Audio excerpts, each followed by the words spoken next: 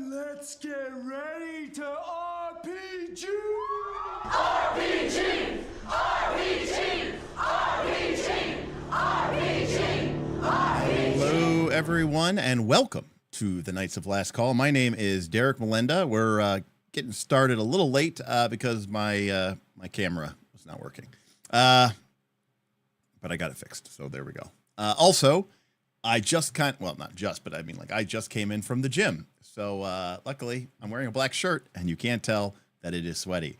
But I do have my lovely frozen strawberry, 2 scoops of whey protein, and 10 ounces of Fair Life fat-free milk, and 1 scoop of PB2 powdered peanut butter shake. So I will be taking sips from that. I apologize. I'll try to keep it off the mic. Whew. Okay, well, we're back into Shadowdeep mode. That means dungeons. That means dragons. Well, at least it means dungeons. And tonight we're going to be taking another digging back in, picking it back up where we left off as we sort of continue to explore, you know, my very meandering process that I do to try to create big, cool, complicated dungeons and fill them with fun stuff.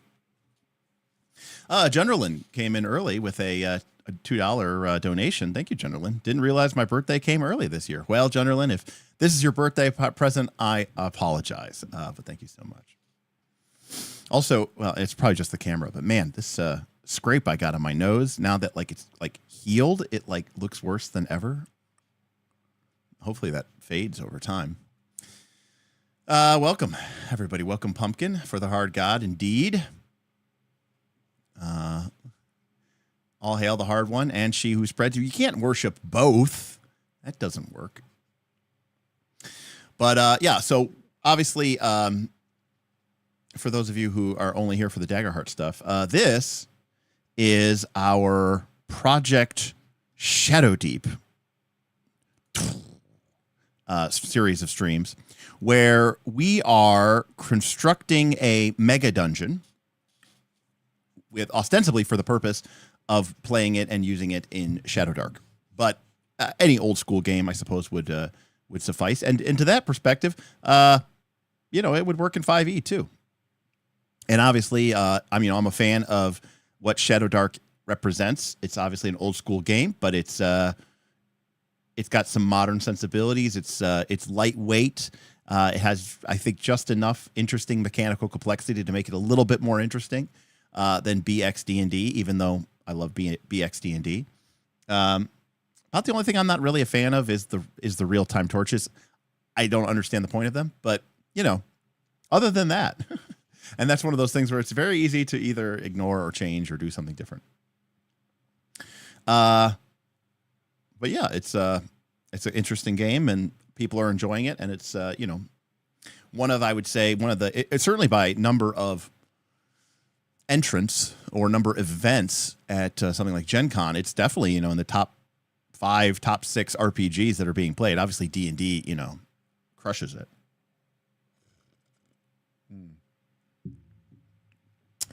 Trevco, that's an interesting question. Would it work for Daggerheart? Do you mean the Megadungeon or like the Megadungeon concept? It's an interesting question. This may sound crazy, but my initial response is yes, possibly better than 5e or Pathfinder 2. Because even though the game obviously doesn't concern itself on the surface with things like light and, rations and water, it does have something that the core version of D&D doesn't really officially support, which is the idea of penalizing you or punishing you for taking not just long rests, but short rests too.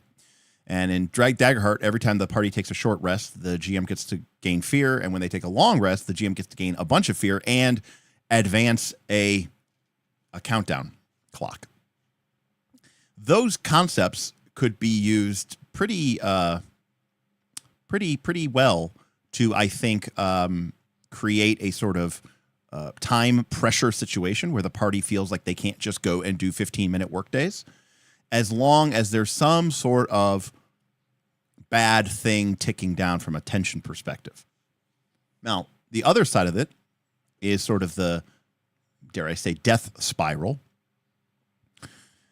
And I think there's ways that you could sort of work with the stress, the hit points, the armor, and even the hope mechanics to sort of set up a situation where, like, as the party, let's say, runs out of resources or the light begins to dwindle, they start losing hope.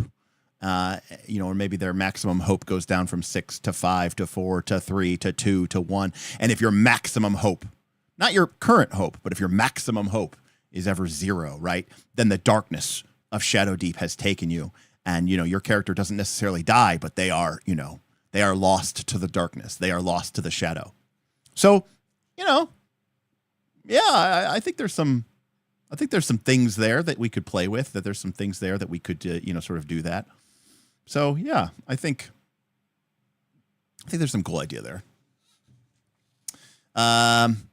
Junderlin, after watching the Torchbearer VODs, sick, and Daggerheart, I'm yearning for more narrative mechanics and variability of consequences than I could tune to the situation. Sadly, if you fail in D20, at best, time passes.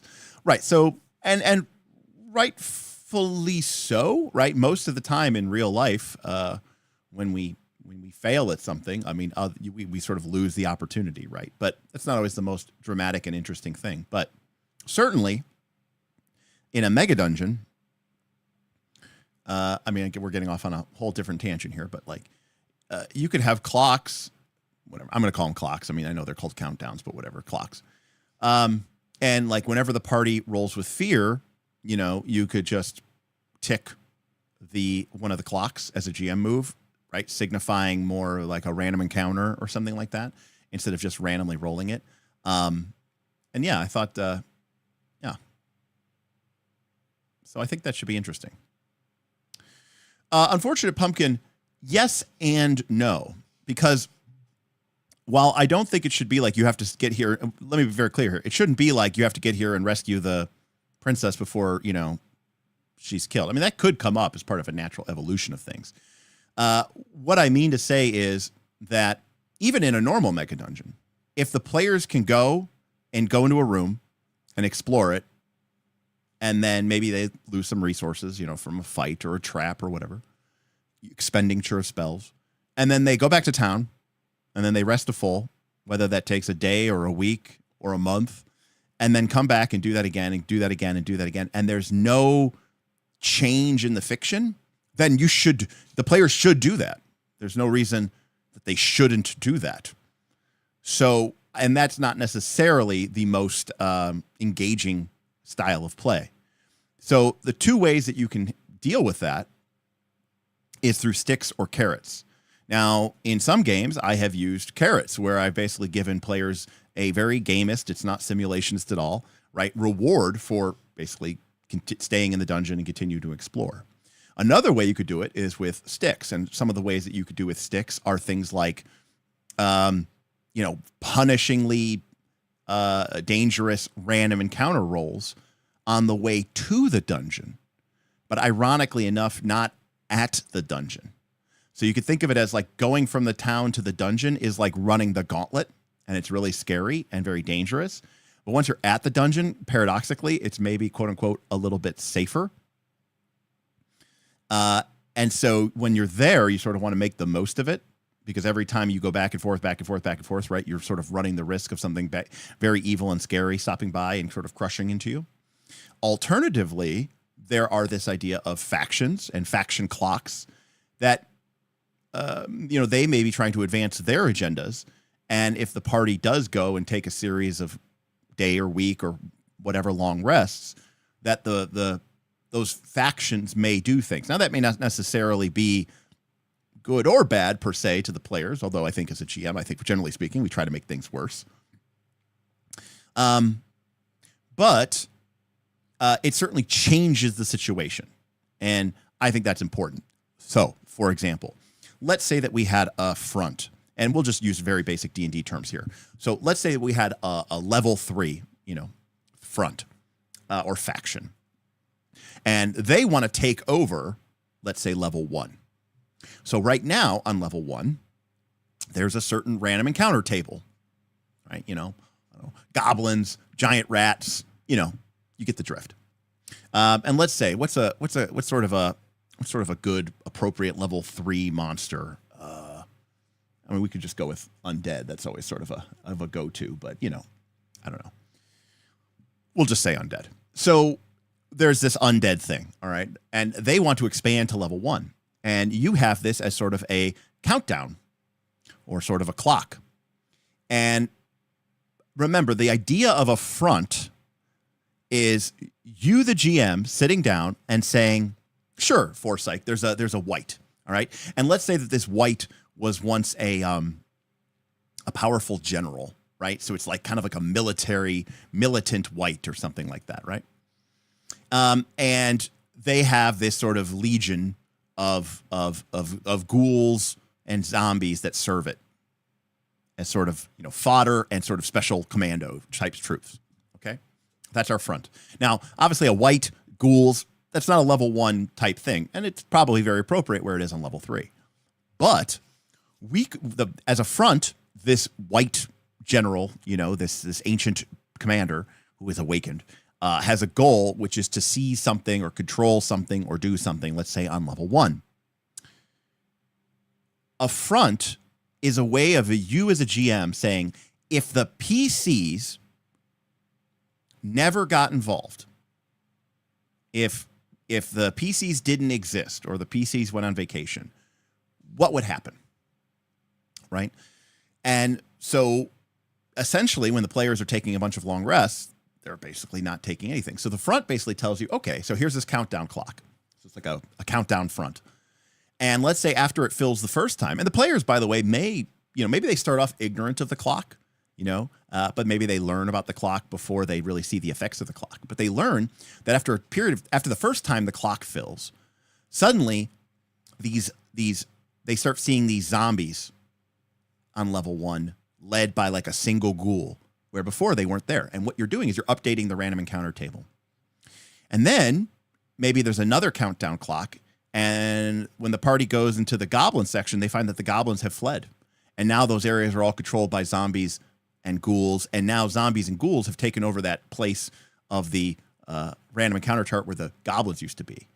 And then the third time that the clock fills, right, now you could encounter, there's a chance to encounter this wight on level 1 of the dungeon, and it's, you know, and there's troops of zombies and maybe 1d6 ghouls or something like that patrolling the area. And there's, you know, we've sort of we've made level 1 now basically kind of a death trap for level 1 characters, but it's because of the player's lack of agency, and it's because of the player's lack of urgency that has occurred. And so while that quote unquote may not be fair, they can only have themselves to blame.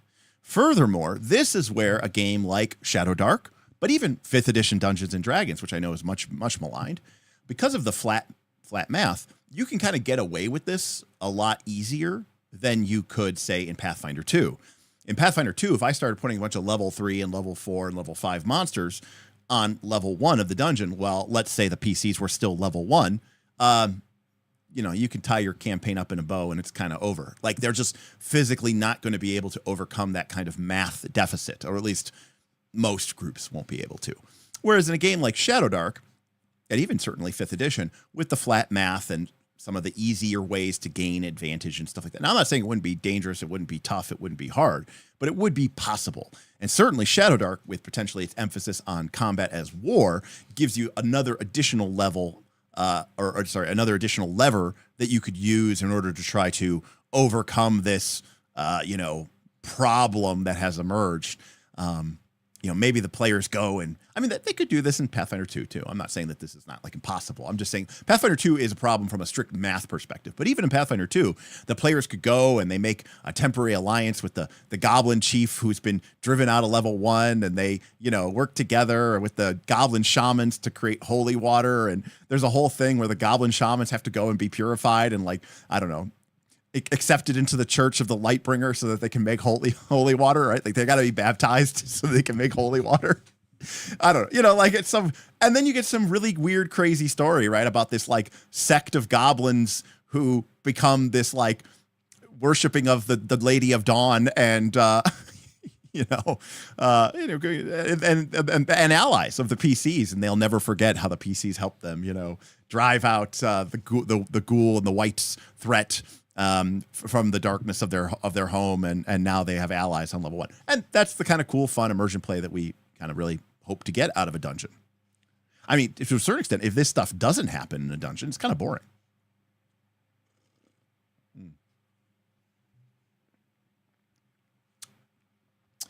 Well, I try to, buddy. I try to. Sure, it's all about consequences, right? It's all about everything that you do should have an impact. Everything that you do should have a, the PC should see the agency. If you're changing things behind the scene, even in a way that makes logical, consistent sense, that's fine.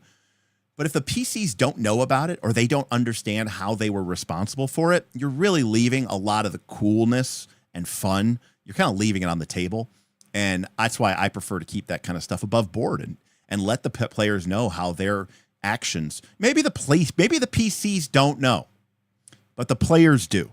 And ultimately, I'm not trying to run a game for the PCs. I'm trying to run a game for the players. But yeah.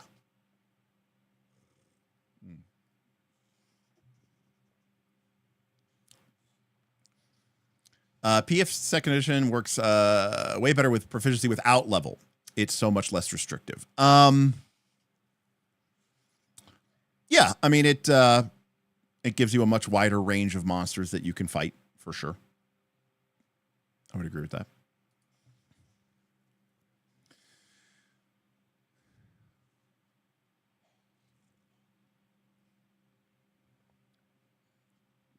All right. So, sorry.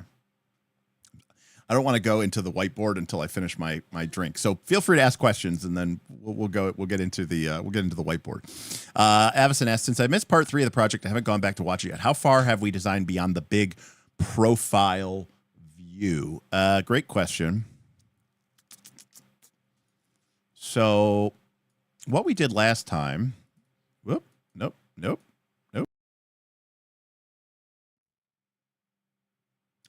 Nope, that was not the right place. Click the wrong button there. So there we go.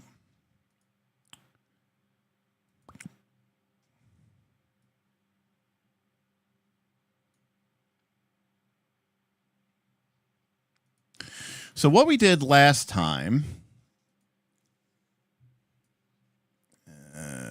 is this what we were talking about?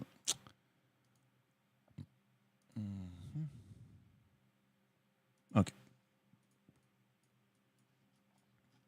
Now I realize I made a critical error here. I wrote this entire, we're going to have to start a new, I wrote this entire Excalidraw at minus 10%, and I shouldn't have.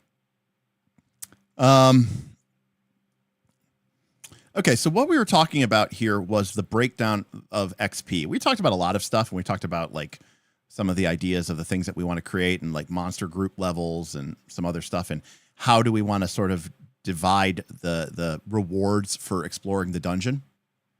One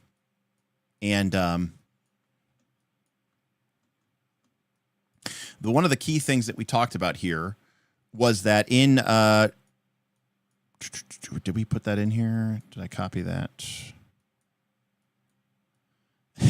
that was our flaming crab trident. No, it was our fork or whatever like that. I don't remember. It's been a while. Actually, been a really long while. Shadowdark. Okay, here we go. So to level up, you need 10 XP.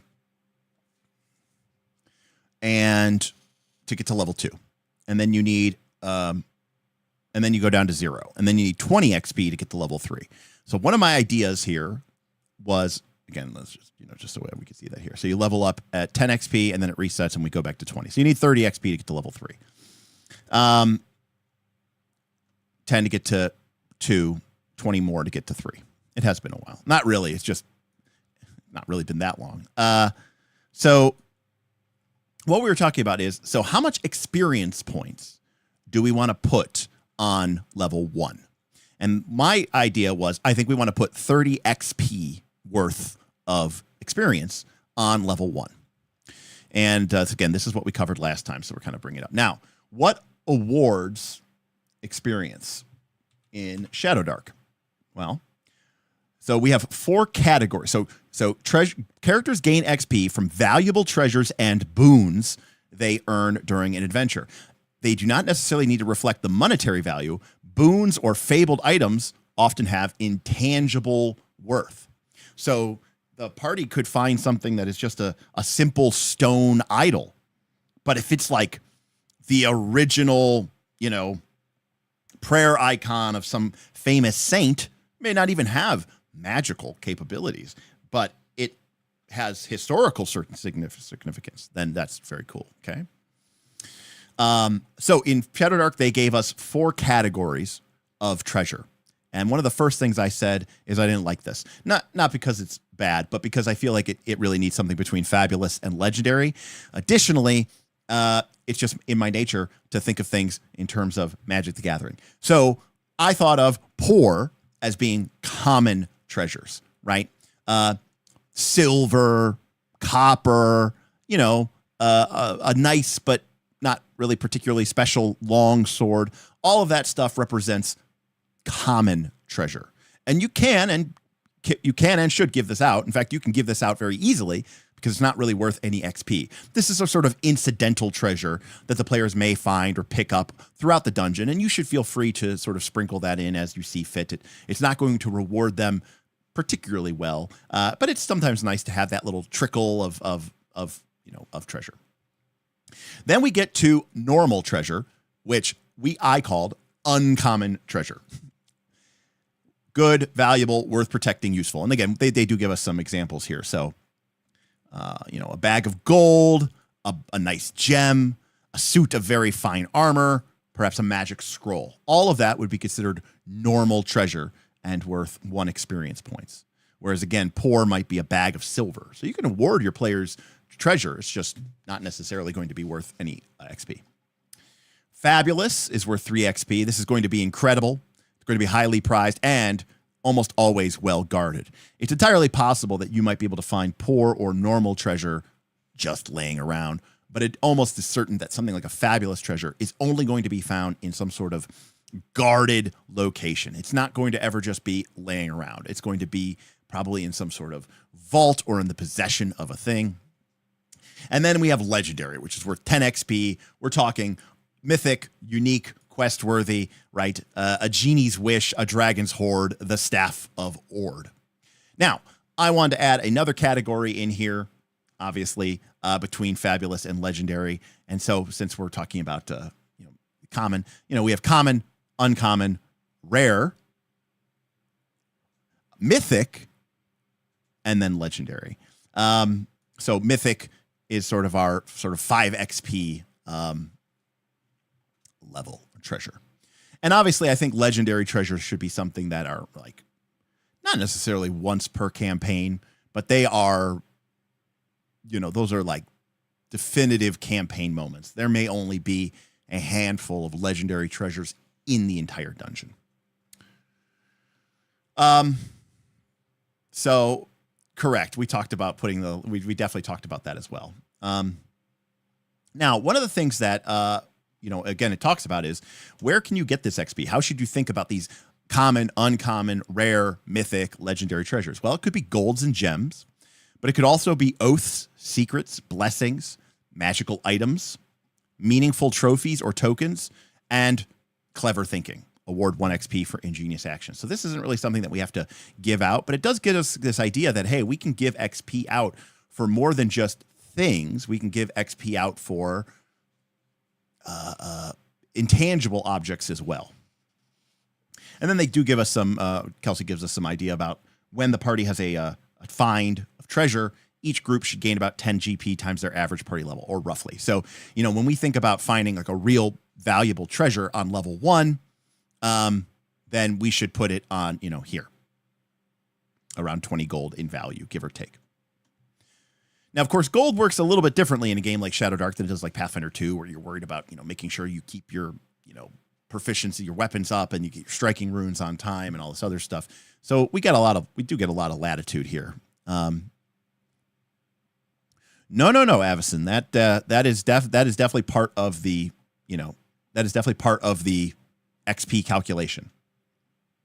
So basically what it's saying is that if you find a bag of gold, let's say in the first couple levels of the dungeon, it might be, around 20 gold or, 30 gold or something like that in the bag. And it would be worth 1 XP. Later in the dungeon, if you found a bag of gold, you could probably safely put, 80 or 90 gold in the bag, and it would still only be worth 1 experience point. Bless me. So this is really neat because this actually solves one of the most important and major problems that I had with gold for XP. Okay. I do want to get back to what I'm about to say, so don't let me forget. Yes, I'm thinking I should add Mythic Secret Lair promo. Yes, printed foil. So Magic Scroll equals a signpost uncommon for the next layer. So one of the things that we talked about was like feeling a little bit uncertain about that. Like I like handing out magical scrolls. I'm a big fan of them. Same with potions. And I'd be a little bit hesitant to potentially put them at 1 XP. Only because I feel like that would somewhat limit my ability to hand out scrolls and potions, which I like to do. So some of this is me applying some of my aesthetics and some of my bias to the idea. But from my perspective, I think finding a magical scroll of, let's say, your first level. Finding a first level scroll, I would probably tend to treat more like a common or a poor treasure and not award any XP for it, and feel free to, hand it out. But if the party, let's say, found a scroll of Fireball at level 1, that is definitely worth 1 XP, right? Because that's a cool big find, and that has a lot of impact. And I'm clearly not going to be like, dropping a lot of those on level 1. Does that make sense? So for me, the idea of awarding XP for a scroll, because one of the things I've always loved doing in dungeons is using consumables as a way. Consumables are fantastic because you can't break the game. Like at best you give the party this one time that they get to go, full nuclear alpha, but you can't permanently break the game. So if you give the party, I don't know, what's a fucking high ass level spell in Shadowdark? If you give the party a scroll of, I don't know, power word kill, or cloud kill. Let's say you give them a scroll of cloud kill at level 1, a creature level 9 or less that ends its turn fully inside the cloud dies. I mean, they are going to do some serious shit with that. I don't know what they're going to do with it, but they're going to do something, really cool. Or maybe they're going to be really stupid. It reminds me of a joke a long time ago. When I was a kid, I was a teenager, and there was this like crazy army surplus store down the street from where I lived. And the guy there was a little unstable. I never really went in there, but some of my friends, I use the term loosely, but they're kids from the neighborhood. They did. And the one time the guy tried to sell them a block of C4, and he did, or a high explosive, right? And, they were talking about, like, I was like, guys, you are going to be, I was telling my actual friend who knew these guys better. And I said, they're going to do something really dangerous, and they are going to be like so much in trouble. And he said, you're giving them too much credit. He said, if someone like you, Derek, got a hold of that, you would divide it up and you would figure out like the timings and you would like blow up a bridge or something. These guys, they're going to use it all to blow up like a slug. And I was like, all right, that's fair. So it's the same thing with our scroll of cloud kill, right? Some super gamer group, they might figure out a way to like wipe out an entire level of creatures with it. And another group might be like, giant ants, and just throw it out. So anyways, point is, would I hesitate to put a scroll of cloud kill in my early levels of my dungeon? Absolutely not. I would love to put a scroll of cloud kill. That changes the whole game up, baby. I love it. All right. But would I award an experience point for it? Yes. But conveniently enough, if the party did find a scroll of charm person, at level 1, am I going to award an XP for that? Probably not. And that way I get a little bit more leniency in being able to award some of those treasure values.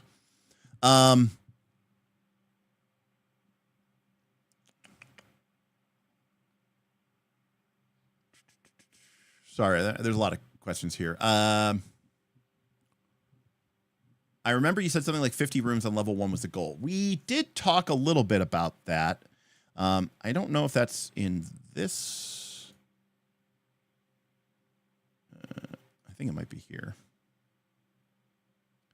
Yeah, no, we talked 30 to 35 rooms on level 1.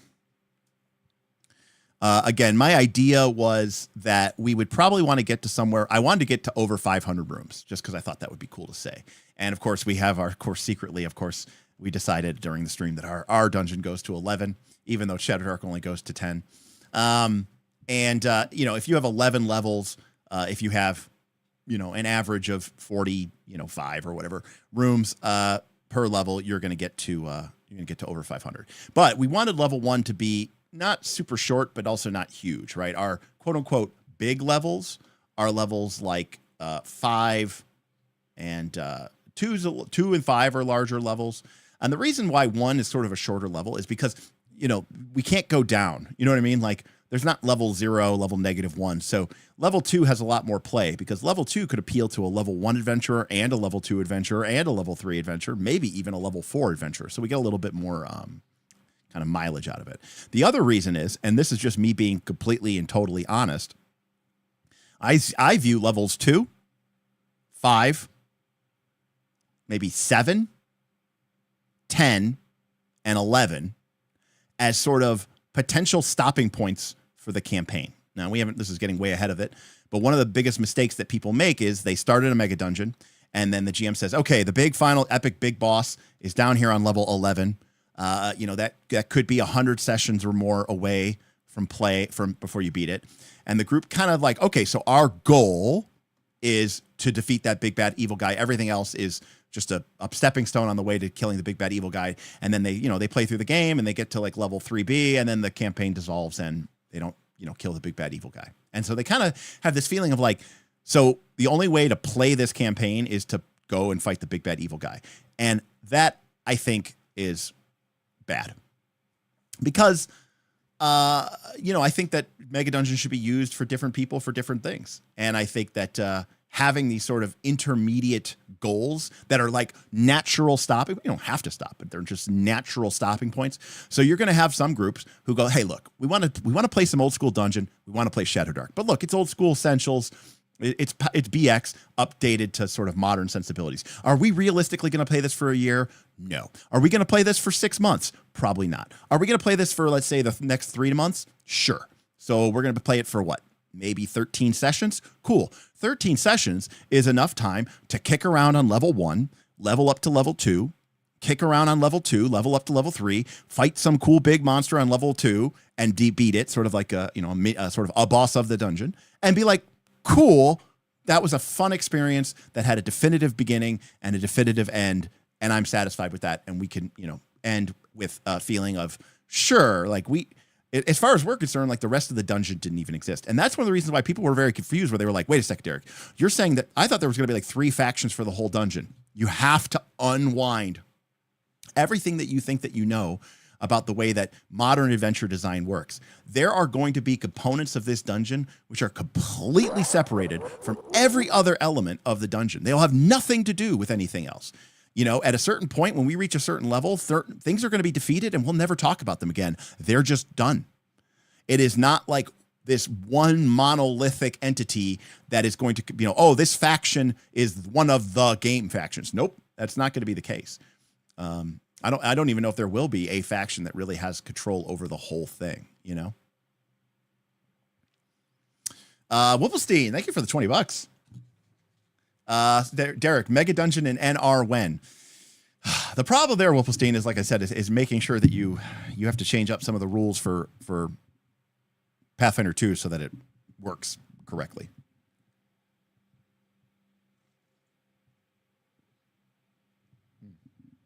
All right. But, it would be cool, Whipplestein. To be clear, that's what I want. When I originally created Northern Regions, that was what I was hoping people would do. I was hoping people would each create, maybe not a mega dungeon of this size and scope, but I was hoping that GMs would create a 30 to 50 room dungeon, maybe across multiple levels, and have multiple groups go, and maybe sometimes some players go back multiple times, originally that was the entire intention, was to have that. And that's why some of the stuff like Azamar, which emerged, and Elysium, which emerged in like later seasons, I thought was really, really cool. And that was like definitely a direction that I really wanted to go, I'm aware of many of the custom rules, I'm just, I'm always a little hesitant to add that many custom rules. I'm not as comfortable with just throwing down all these custom rules, like, let's say, like Darth is, right? Sorry. I really am sorry for keep drinking this, but like, I really did not eat anything today. And then I got like delayed at the gym because I went at the wrong time and it was like busier than I thought. And then I got back and then my camera wasn't working and I'm like about to pass out. Like, I'm really fucking hungry. I'm just started reading here. If you ran Dragon's Delve again in Pathfinder 1, knowing what you know now, would you do anything differently? No, I don't think so. I mean, I think it ran really, really awesome.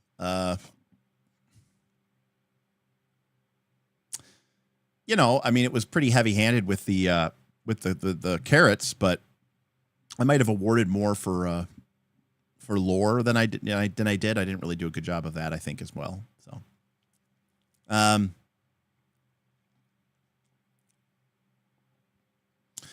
Gentleman says, I think it would be cool to add some roguelite elements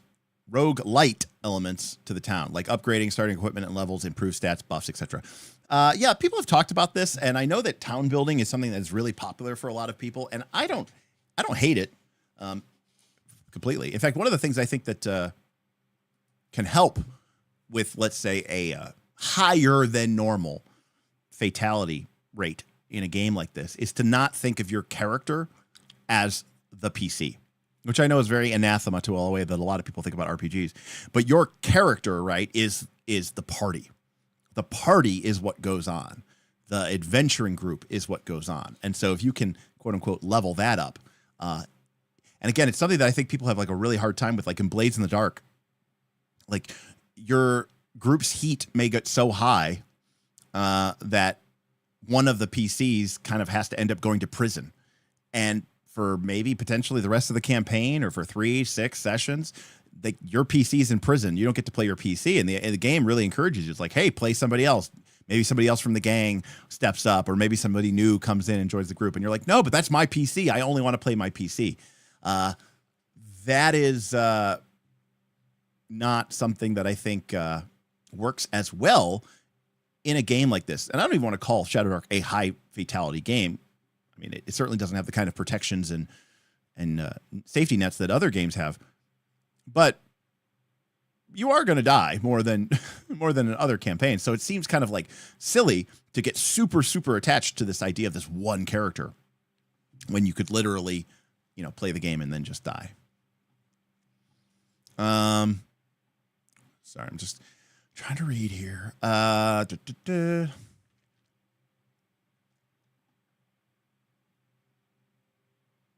Do you get XP if you use the scroll? Absolutely. You get XP when you find the scroll. I don't give them XP for a magic scroll that they couldn't use. I treat as treasure, not a resource.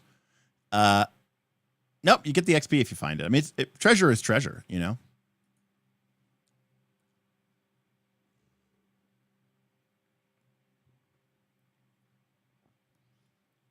So like 1 XP per room if evenly divided. Yeah, so this is the other thing here. So we have 30 to 35 rooms, and we're doing 30 XP. But I do not recommend placing or putting that. It's coming out. I do not recommend putting or placing all of that experience evenly distributed. In fact, one of the things that I am a big fan of doing is creating what I call vaults. So the idea of a vault is that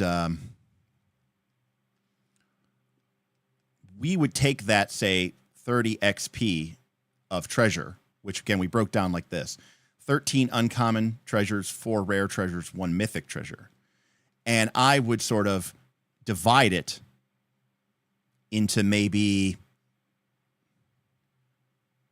let's say 3 to 5 for this level groups. So we might have, if we divided it roughly evenly, it'd be 6, 6, 6, but 6, 6, 6, 6, 6, 6, 6. But let's just say we'll have like 7, 5, 12, 5, 17, 21. Maybe we'll add another 1. 15. 19. All right. Yeah, something like that.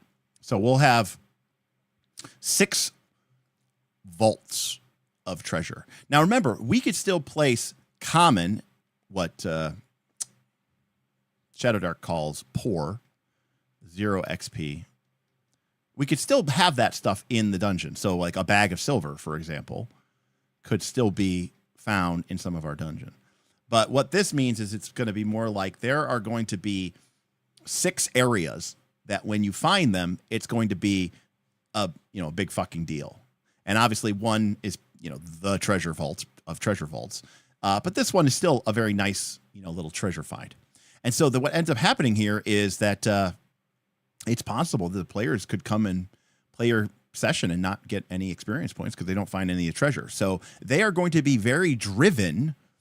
And again, remember, treasure means not just literal treasure, but it also means all of the things that award you XP. So it could be secret lore, it could be treasure, it could be boons, blessings. And so they're going to want to find these things. They're going to want to search these things out because that's how they're going to get the treasure. That's how they're going to get the level up. And this basically forces them to, in a sense, to sort of explore. Because if the treasure, or, if the XP and the treasure is sort of evenly divided, then there's no texture. There's like, okay, this is a very, very like abstract concept and only the type of shit that we would talk about here on Knights of Last Call. So I apologize for it. But like, you could think of it as like, there's like an XP, like heat map, and there's going to be areas of the dungeon that are, kind of cool in treasure. There's not going to be a whole lot there that they are going to really benefit from. And then there's going to be areas where there's, more treasure and maybe even other areas that have, can I change this color? No. Can I change it? No.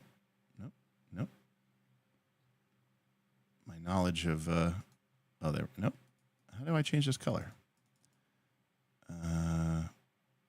Excalidraw, how do I change this color? I really don't know how to change that color. All right, I won't worry about it. But you kind of create these areas of like temperature of heat maps of treasure. And what that means is that the party actually does have to kind of be smart about it. And they could, they have to go and find this stuff, right? They have to kind of look for the treasure,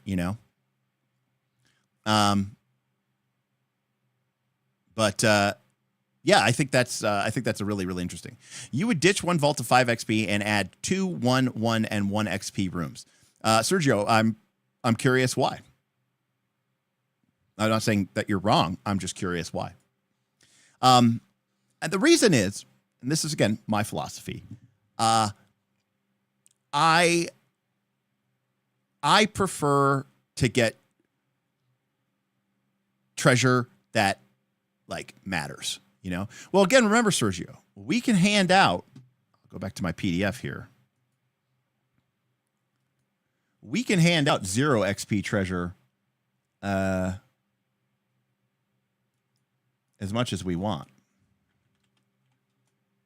I don't remember what page it was. There it is. That's close. So we can hand out bags of silver, daggers, little dice. We can throw out these little, quote unquote crap treasure, all we want. And that's, fine. But that's the thing, Sergio. I actually deliberately want to, and I'm not saying you're wrong. I mean, your philosophy is totally acceptable. I don't want to create a little tidbits, right? I want them to feel like treasure, and I think that's the problem. Like it's my personal philosophy that it's like, hey, here is a totally minimal treasure value. I find that to be very unsatisfying. Furthermore, I think that if the players find that there are breadcrumbs or Pac-Man dots all over the dungeon, then they're going to actually feel less incentivized to explore because their philosophy is going to be, well, if we just wander around, we'll just find treasure eventually. It very much depends on the table, Sergio. There's definitely a component to that. For me,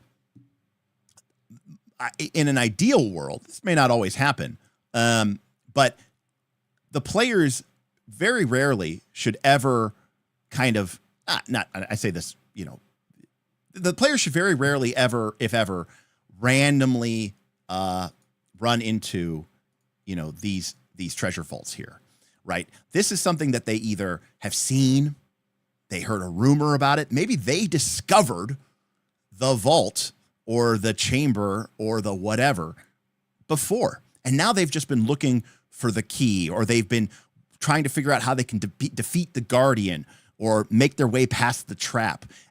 It's something that is like out there teasing them. You know, they're thirsty for it. They're hungry for it. If they could only get past that monster, you know, that treasure would be mine. You know, I personally, you know, I'm a big fan of that, right? As level 2 says, right? You know, condensing lots of underwhelming rewards into a few big satisfying rewards. That is more my style as well. So.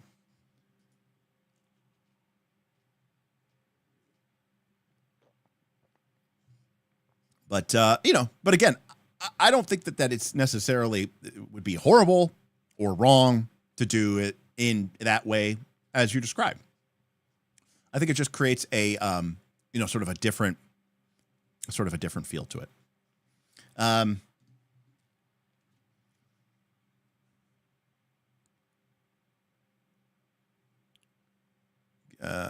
Zarel gave me the idea that you don't get the XP for finding treasure, but sending it. Then you have a scroll. You shouldn't hoard it. You should either sell it for gold, which later could be spent to gain XP. Or, well, part of the core concept of Shadowdark is that you're basically not going to be selling magical items. Like, magical items are virtually priceless, you know, in a sense. There are no XP. There are no GP values given, basically, for these items.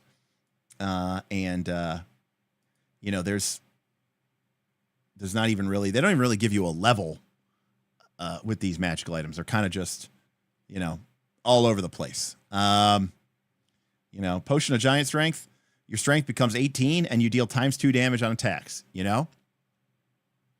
There's, when should you award this? I don't know. There's no, you know, there's no, you know, I mean, look at this motherfucker. Holy shit. I didn't even see this before.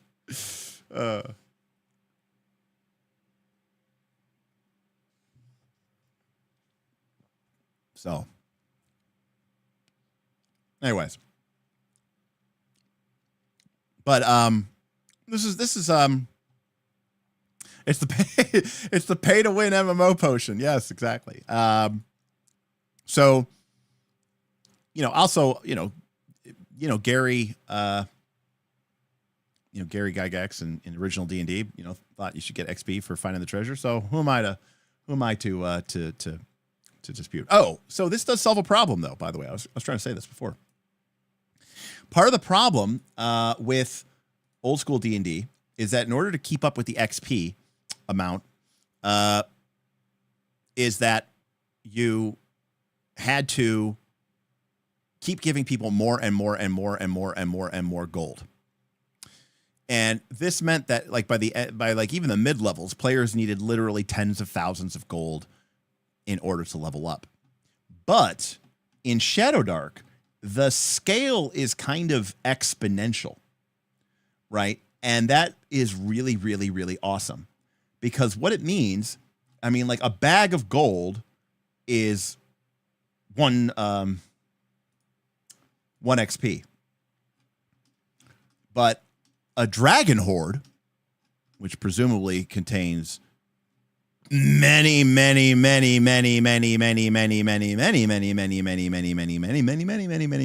of gold, is 10 XP. So there's this scaling thing that goes on here, where you don't have to worry about necessarily giving out a big treasure and then awarding everybody like 75 XP and they're like automatically level 10, nor do you feel like you have to create an economy that is based around the players getting literally tens of thousands of gold. In fact, in this game, you could probably, because of the way that the XP scales, you know, players may only have, you know, by the end of the game, maybe, you know, thousands of gold at most.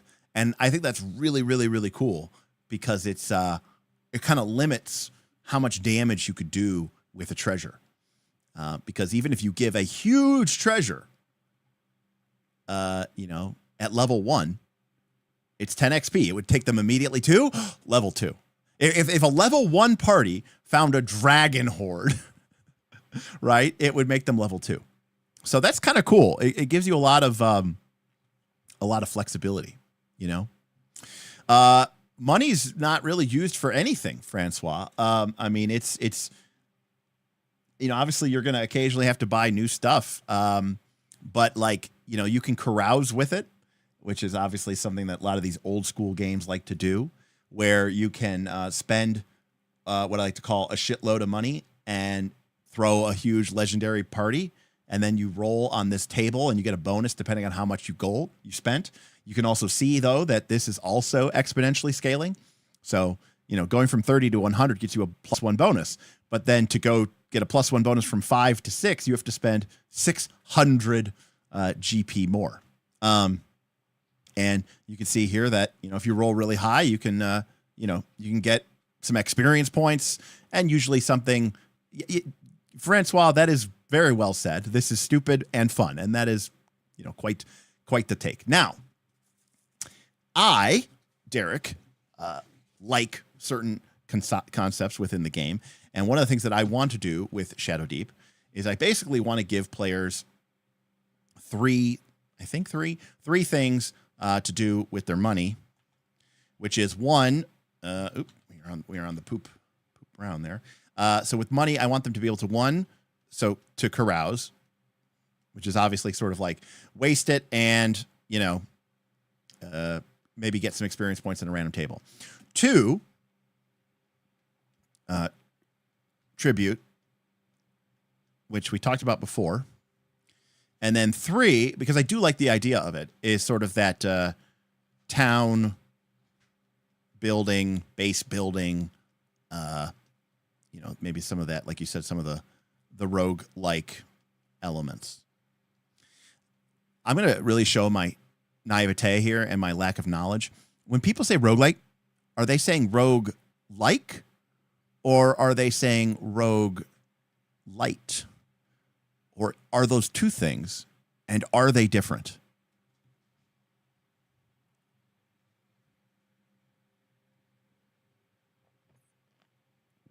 Okay.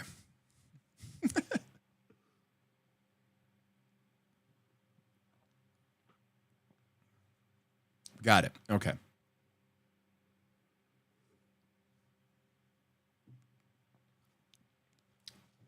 Cool.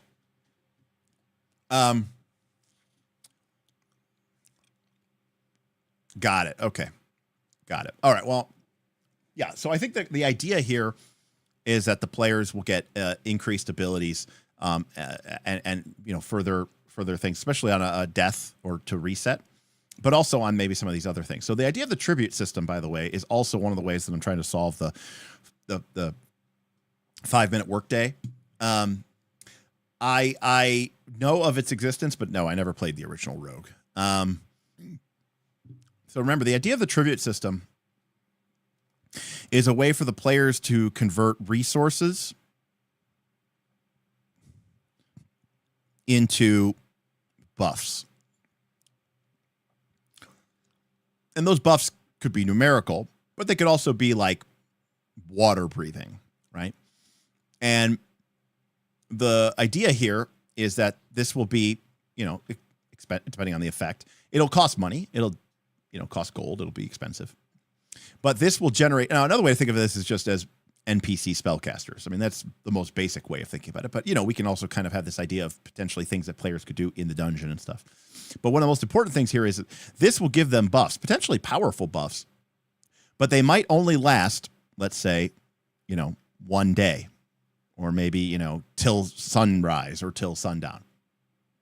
So that means that if the players go and they get this cool tribute buff, and maybe they go get another cool tribute buff, then when they go into the dungeon, I mean, imagine you and your friends, your player, and let's say, between the 5 of you, you guys all had, like, let's say you had 6,000 gold, Then you're like, well, we could go and we could, we could go and build up the town or whatever. And like the players are like, hey, we heard about that shadow dragon on level 6. Why don't we go get, the darkness resistance buff, which costs 3,000 gold. And then let's also get like the Dragon Slayer buff or whatever that costs 2,000 gold. And yeah, that's going to eat up most of our gold. We're going to be down to only 1,000 gold, but we'll have 2 really cool buffs that should help us go get it. All right. Everyone's in on it. Okay, cool. Do you think that group's going to go in, do one encounter, and then go back and rest the town and rest? Hell no. I mean, they could. There's nothing stopping except for their pride and people's unwillingness to throw away money. So, this is a really cool system, in my opinion, because it's not forcing the players to continue. The players could go turn around at any time. And as the GM, I will remind them just how much money they are wasting when they go and do that. And so this is the type of thing where the players are just like, we can't go back. We spent too much money. It's a sunk cost fallacy for sure. But listen, it works. And the players will feel like they're digging their own grave, which I think is really, really cool. Ignore the whiteboard, Boothby. It's like a PowerPoint presentation. Don't look at the PowerPoint presentation. Listen to the presenter. Yeah, Grim Prism says, hell no. We're not even until we break even, we are not coming back. See that is a dungeon delver. That's a dungeon delver right there, folks. That's the kind of suicidal dungeon delving mantra that you need, That's a Aaron Smith level there. So anyways, that is kind of where we just need to get to the casino on 8A, right? Of course. So yeah, that's where we're at with that as well. So that's kind of where things left off. So now what we need to do is decide. I'll probably start a new scene here.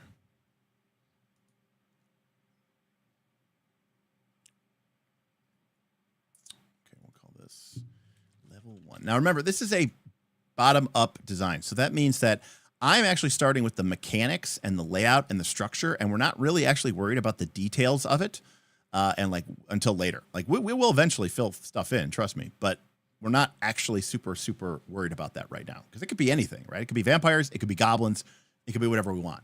What's really important for me is that we have a solid sort of mechanical underframing, and then we can add whatever we want. Now, there may be changes that we need to make, right? Design informs. I gotta turn my thing on there. Design informs development. So obviously we want to make sure that, if we create something and then later on, it turns out that we, create something else, we may need to go back and redesign, certain things as well. So what we could do now is talk about breakdown of how we want to sort of break down our 30 to 35 rooms. And I use the term room loosely. It's really more of like an encounter, right? Or, something like that than per se a room. But it could be thought of as a chamber. It could be thought of an extended area. Like, our room might actually end up like, it might look like this. Like, I don't really consider that 4 rooms, right? I just consider that 1 room. So what do we want to use them for?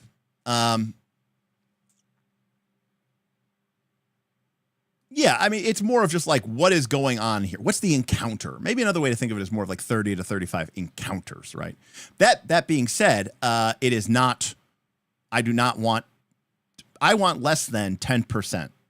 It depends on the room. It depends on the level. But generally speaking, I want less than 10% empty rooms. And by empty rooms, I mean,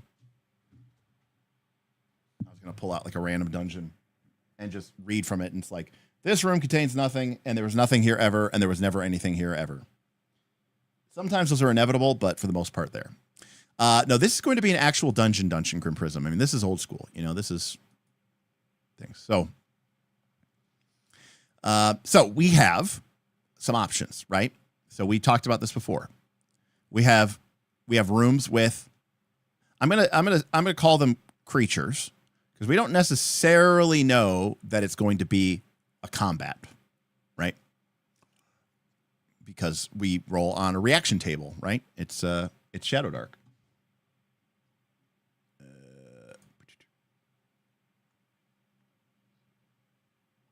There we go. Now, obviously, some of this will be determined, of course, by the party's relationship with those factions, right? If the party has been making war against the goblins for some time, it's a safe assumption that the goblins are just going to attack. So we have creatures. We have traps. We have challenges, hazards. We have puzzles. We have vault.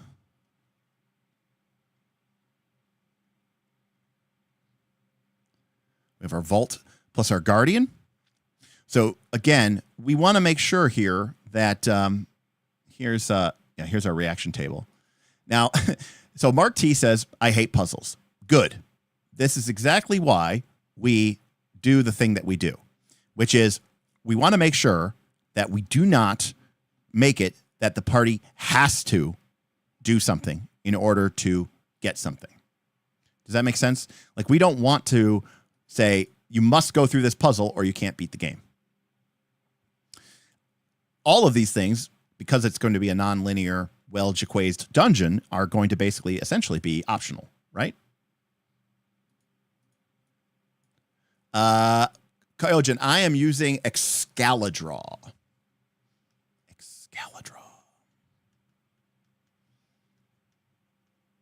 And I am writing on my Wacom Intuos Pro.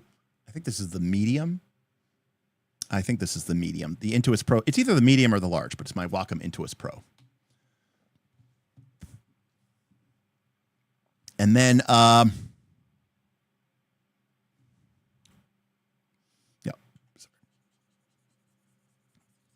All right. I don't know why their eraser isn't bigger. Can you make the eraser bigger? No, you can't. It looks like you can. Even if it is optional, they're not going to move on until they solve it, even if they dislike it. Well, that's fine. But yes, a puzzle can also just be find 3 doodads to place on the proper altar, and we'll talk about that. That is a sort of a lock, you know.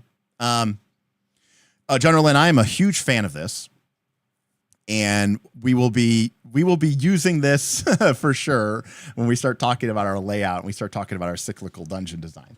For sure. I'm a big fan of this, for sure. Like, I think that's really, really fun. So,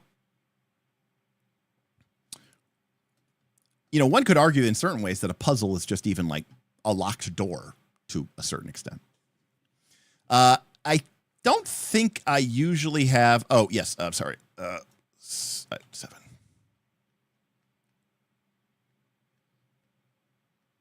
Okay. Lore.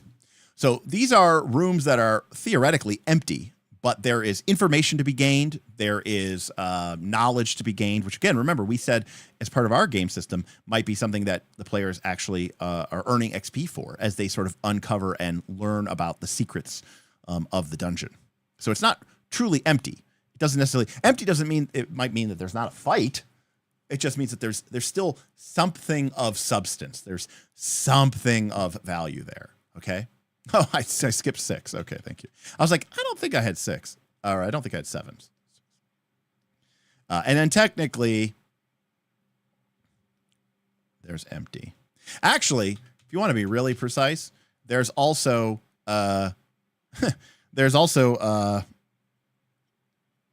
you know, no, we'll just skip that one around. We'll just say empty. So, for level 1. I mean, Derek, I think everything,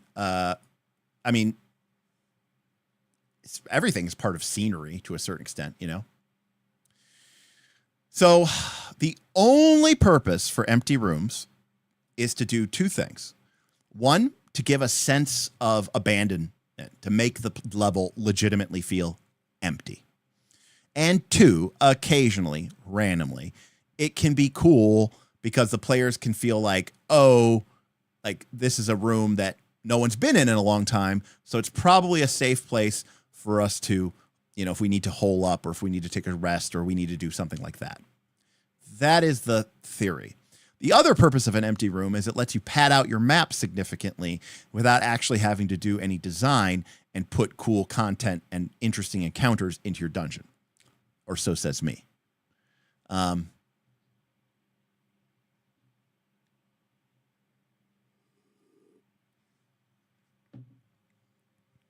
So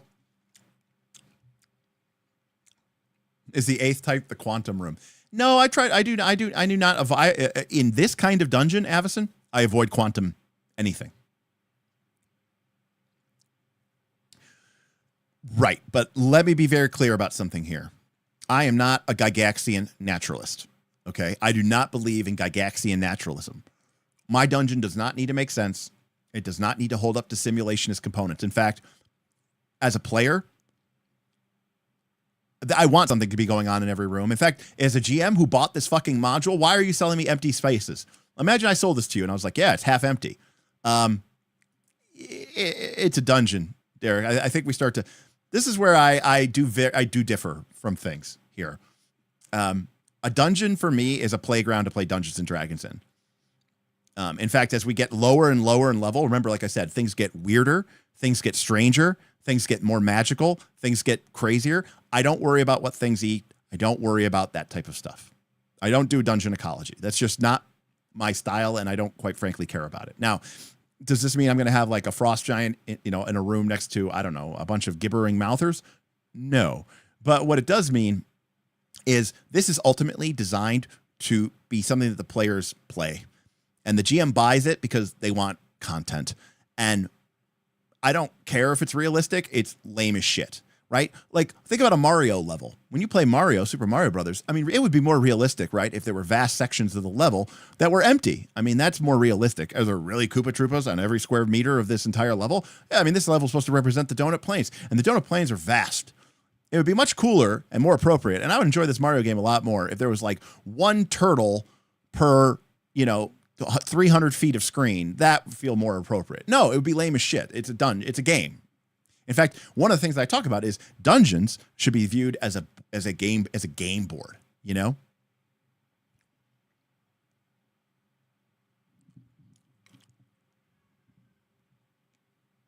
Right. I'm not talking about a funhouse dungeon. Like I said, where you're literally like, you enter into a room, the door closes behind you, and I don't know, a carousel starts going and playing, Daisy, and then there's like a random spinning thing and crazy clowns attack you. Like just some completely weird, crazy thing. I'm just saying, I don't like empty rooms. You know what? I will give you the encounters and I will give you the cool elements. And as a GM, you can feel free to delete them. Be like, this guy gave me 35 encounters on level 1. I want there only to be 7 so that it feels more empty and realistic. I'm going to get rid of 25 of them. I say go for it. So how many of each of these do we want to have? This is another lever that we have to give each level a different tone. Obviously, each level is going to have themes and sub-themes. They're going to have different factions that are going to be impacting it. But another way that we can set the sort of feel for the level is what kind of encounters are there? Maybe this is a level that's full of traps and puzzles.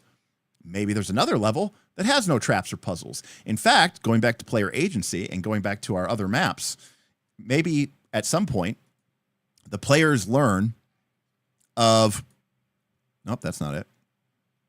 The players learn of, the domain of Derek the Mad, Melendar the Mad, right? Who created a twisting labyrinth of puzzles and tricks, traps, one-way, switchbacks, one-way doors, illusions. And level 3B is that domain. It is the lair of Melendar, the Mad Mage. And then level 3A is like, it's a bunch of fucking orcs and hobgoblins, and they're at war, and there's just monsters everywhere, and they're all humanoids. And the players are like, yeah, we fucking hate puzzles. Fuck Melendar, the Mad Mage's level. We're going to 3A because fuck 3B. That's totally reasonable to say, fuck 3B. I don't want to deal with your bullshit, So this is another way that we can sort of give texture, if you will, to a dungeon level. Now, being that it's an early level, we also have to understand that this is nearer to the surface. And so, Junderlin, I completely agree with you. You said it well. It should probably have more creatures, traps, and hazards. Remember, it gets weirder and stranger, more magical, right, as we get further down. So, level 1 is the closest that we're going to get to sort of like normal.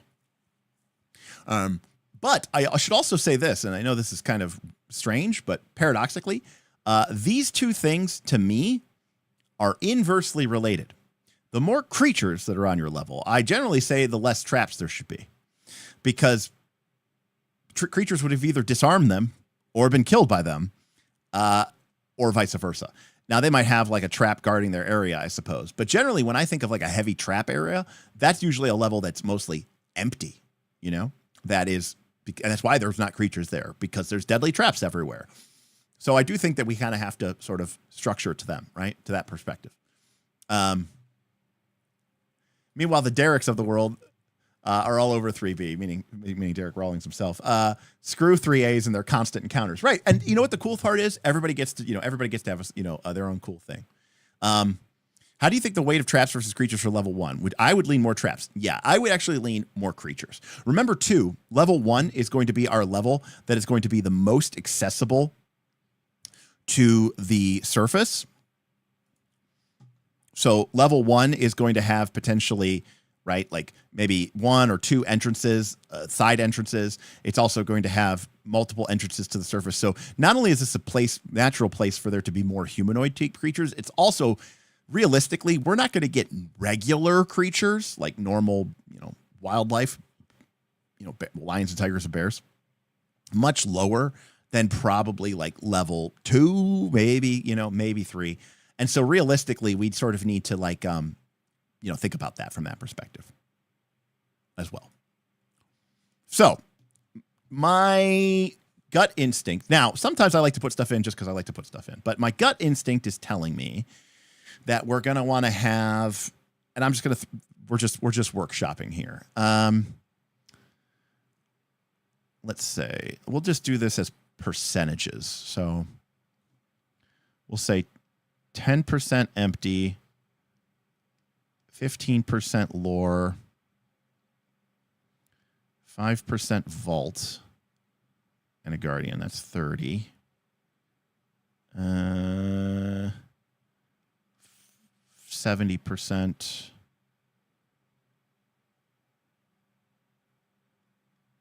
85%, 95%, 5%. So for level 1, I'm thinking something like this. It's very heavy creature focused, but it's also got the second most is in fact, I might even change this up. I'm not necessarily sold on this 15% traps now, even that I look at it.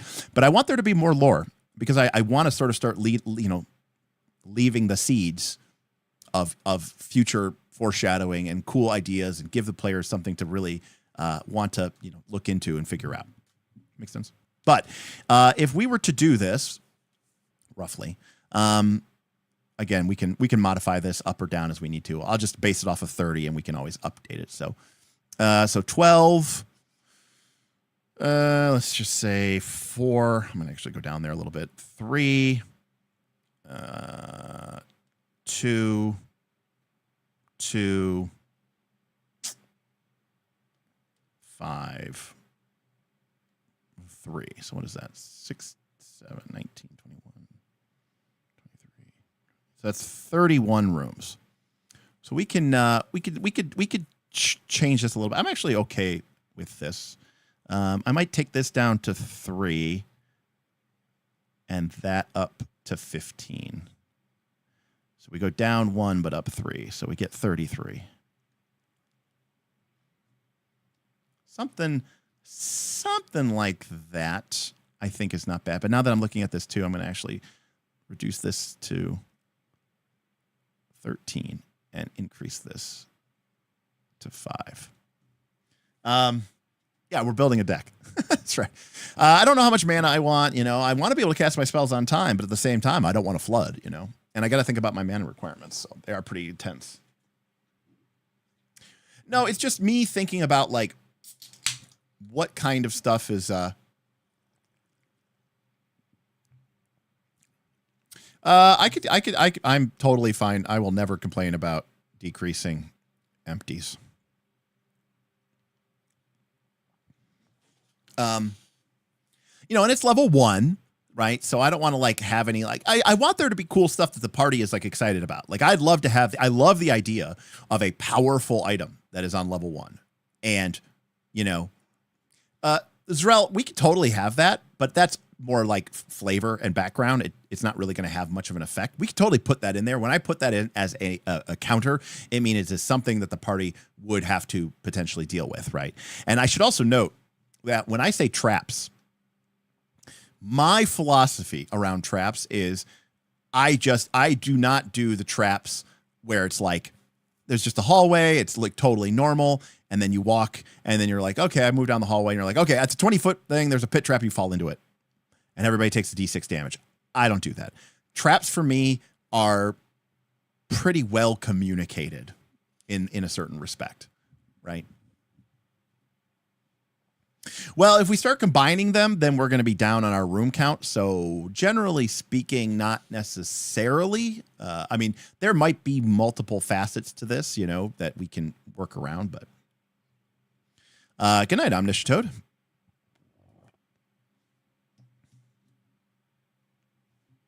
Man, I'm curious. I'm look at my numbers here. Hey, look at that. We got 70. Welcome, everybody. We got 15 on Twitch. Fantastic. Remember, I didn't actually update our Super Chat goals or our goals for this stream. Maybe I should have done that.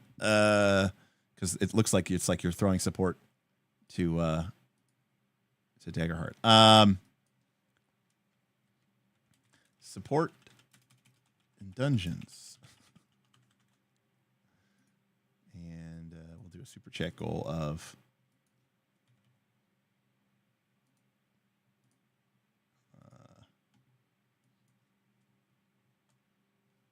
That's why. I'm such a stupid idiot.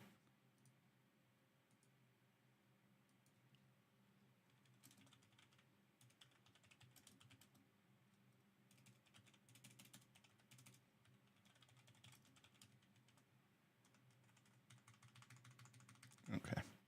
There we go. All right, there we go. We got new goals. Our super chat goal is Shadowdeep Kickstarter when? And then tip is support dungeons. There we go. Do I start worrying about the physical size of the rooms in relation to each other at this point? No, I don't even remotely care.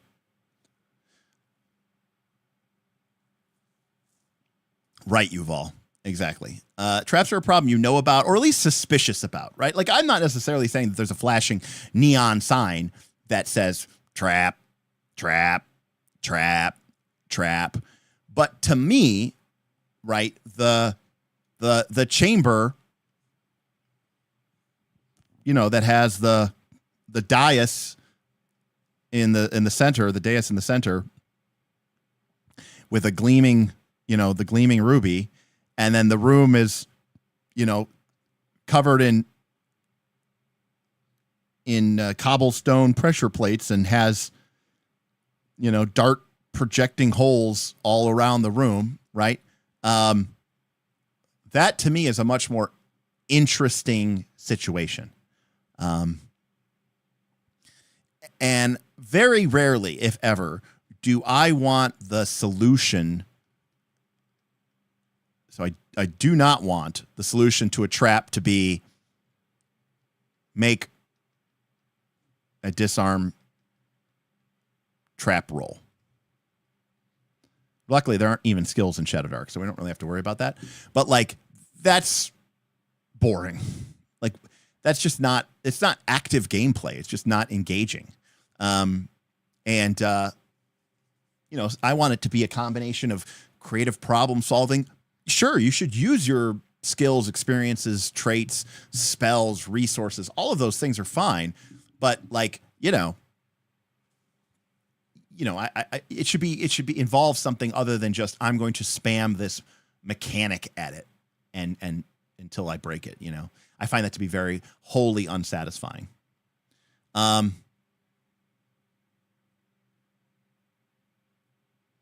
Is the Guardian something that is defending the vault? Yes. In fact, I would go out on a certain, like, BX D&D teaches us that there is. Hey, thank you, Pastry Devil. Appreciate that. Dropping the sub. All right, fantastic. I will have a good night. Thank you for dropping in a sub. Yeah, by the way, so those of you who dropped a Amazon Prime sub, it's already been a month, so there may be opportunity for you all to drop a sub again if you are interested to. Grim Prism. Yes, you should forecast foreshadow, right? Scorch marks on the wall. The stone is pitted and crumbling, and you're like, what is going on? You know, you're like, oh shit, it's an acid fireball. Oh shit, you know, like, I mean, like, there's a million different ways that you could do this. And I should point out generally that the difference for me between a trap and a challenge or a hazard is a trap is a deliberate thing that is designed to kill the party members. A challenge or a hazard might still be very dangerous or deadly, but it is not on purpose, right? The classic hazard is, the rickety bridge. You have to jump across the ravine. You have to swim through the underwater river, right? It's not a trap, but it is still dangerous. It's still going to require the party to use their abilities, their resources, and their problem solving in order to overcome it. So that's kind of the distinction there. So we've got 13 creatures, encounters, 3 traps, a partridge and a pear tree, 5 challenges or hazards, 2 puzzles, 2 vaults or guardians, 6 pieces of lore, and 1 empty. And even now, as I say it, it is level 1, so I'm going to reduce puzzles to 1. I just think that I like puzzles, but puzzles are weird, and puzzles are a lot more fun when they're weird and magical, and we're not really going to get that on level 1. So even as I write it, I'm going down to 0. So our level 1 will have no puzzles. So, all right, maybe it'll have 1 puzzle. So where do we want to put our extra room? Or what do we want to put our extra encounter? I think we have enough creatures, but maybe we want more. We got enough lore. Adding to empty is boring. We could add a 3rd vault, but that might be excessive. But that doesn't necessarily mean it has to be broken. Although I like the idea of like one of our vaults being actually broken, but maybe one of them is like a cool, reasonable prize that the party could get. And besides, having treasure is fun, right? I mean, after all, remember, we talked about we wanted to divide. Oh, I don't think it's on this page, but we wanted to divide our 30 XP into several different rooms, like 6 different rooms. So it goes without saying that the vault room, right, could have that. Yeah, we could have 32. I'm not saying that we're wrong there. Jackal Torn Moons, that is always a possibility, that you make a puzzle that maybe has hints or clues or even potentially solutions to it that aren't available. Yeah, right, exactly, Grim Prism. Not all. The key is a vault better have something good in it, right? Like a vault should definitely, like on level 1, right? I think, what did we have? We had a 7, a 6, a 5, a 5, a 5, 15, 21, 20. No, that wasn't what we had. I don't remember what we had. But let's just pretend that this is what we had. I know that doesn't add up to 30. But like, your vaults, we had 2 4s. Okay. Thank you. 10, 18. Oh, maybe this is 5. Okay. So to that end, like if we make this, let's just make this a 6 and make this a 3. To that end, your vault should definitely be more this stuff, right?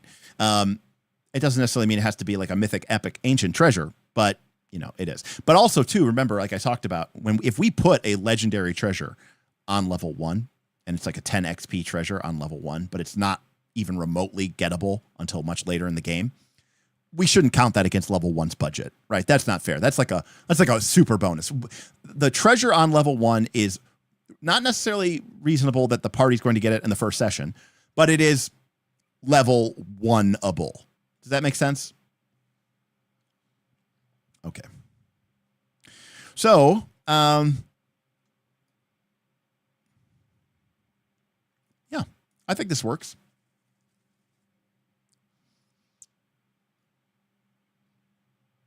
Absolutely.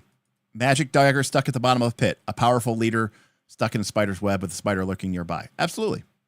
It could even just be as simple as, like a magical a dagger. At level 1, it could be like, hey, look, there's a magic dagger down there. All right, how do we get down there? Like, cool, I don't know. We'll climb down there, blah, blah, blah, blah, blah, blah, blah.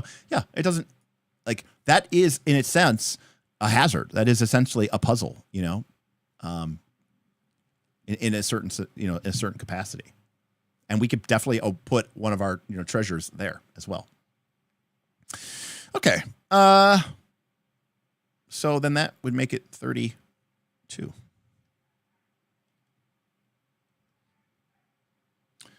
All right. So now this is more of a D&D 3rd editionism. So,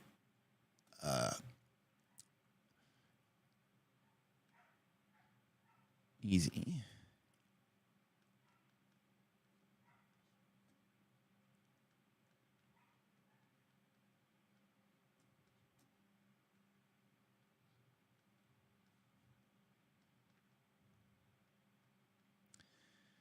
I like creatures are important. I mean, this is D20 that we're talking about here. So creature combat is important. And one of the things that I like to do, in fact, actually, even as I type this, I know I'm going to want more monsters. So I'm going to up this to 15, 23, 24, 26, 32. Okay, so we're up to 34. Plus, I like more rooms than less. Okay. So we're going to take our 15 creatures, our 15 creature-based encounters. Now, remember, there's going to be random encounters too, but these are our 15 preset encounters. And I want to divide them up somewhat like a normal distribution between these 5 categories. Now, this is going to be based off of 11. Now, this means a lot more in a game that has a very strict CR system. In a game like Shadowdark, it doesn't mean as much. But that being said, if we look at our PDF document of the Dark, we've got monsters, and they have, relative levels here. The Iron Golem is level 10.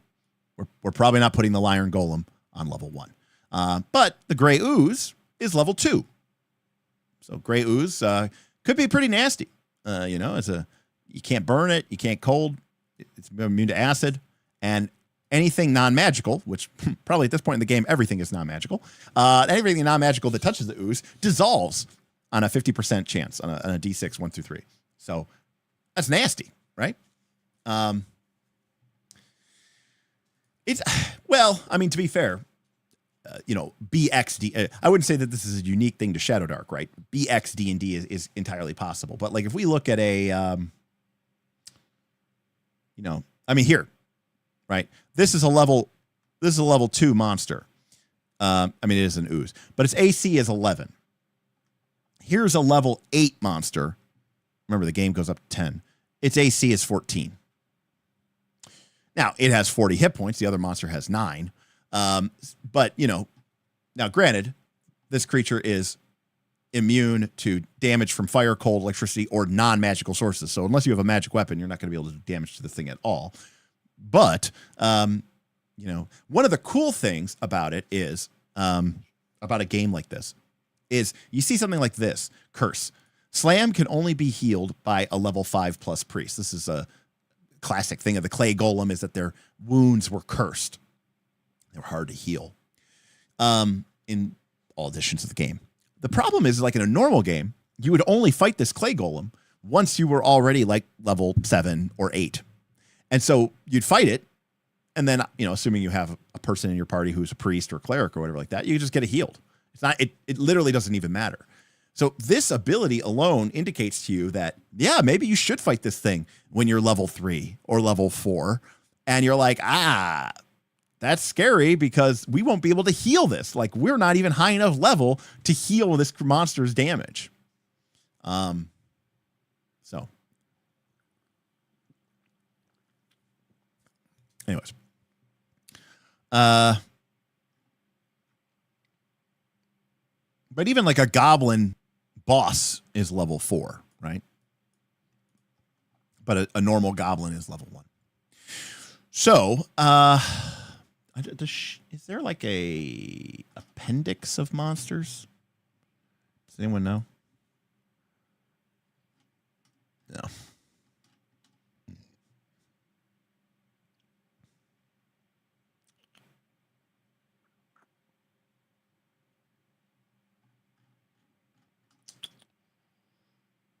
No, I do not see. I was gonna, like, does the game have like what would be like a rat? Here we go. Okay, the game has level 0 monsters. It's like literally a rat, and then like a giant rat or a goblin is level 1. Okay. Maybe they are before the buster. Maybe they are.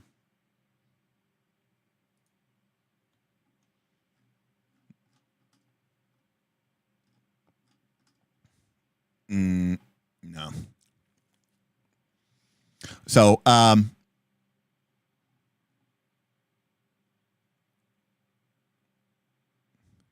you can even see here, look how wide this range is, right? So use the 1-to-1 monster table to determine what level a monster should be when there is one of that monster per character in a combat. So, we can roughly assume 4 to 5 people in most parties.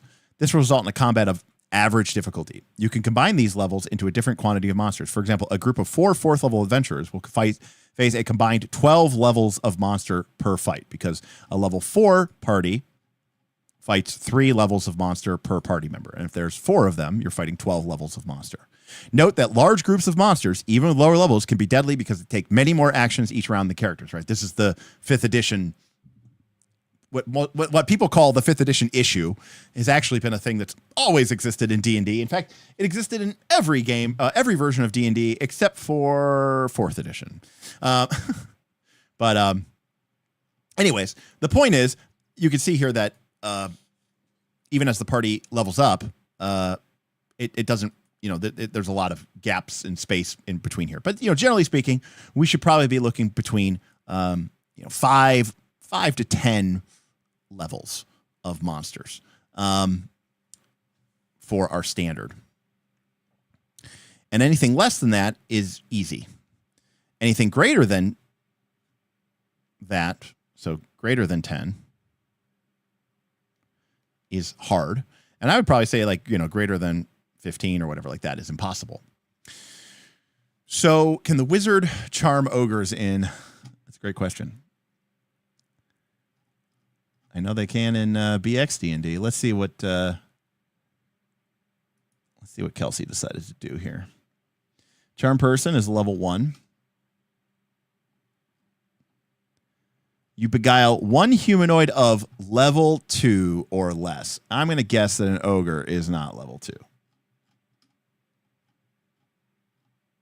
But we may stick an ogre on level 1 because that'd be cool. An ogre is level 6.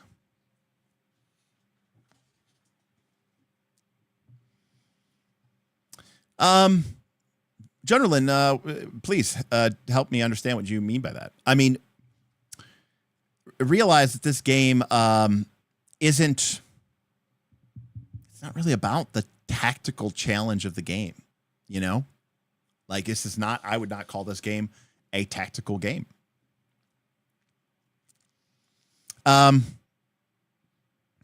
So what I want to do with our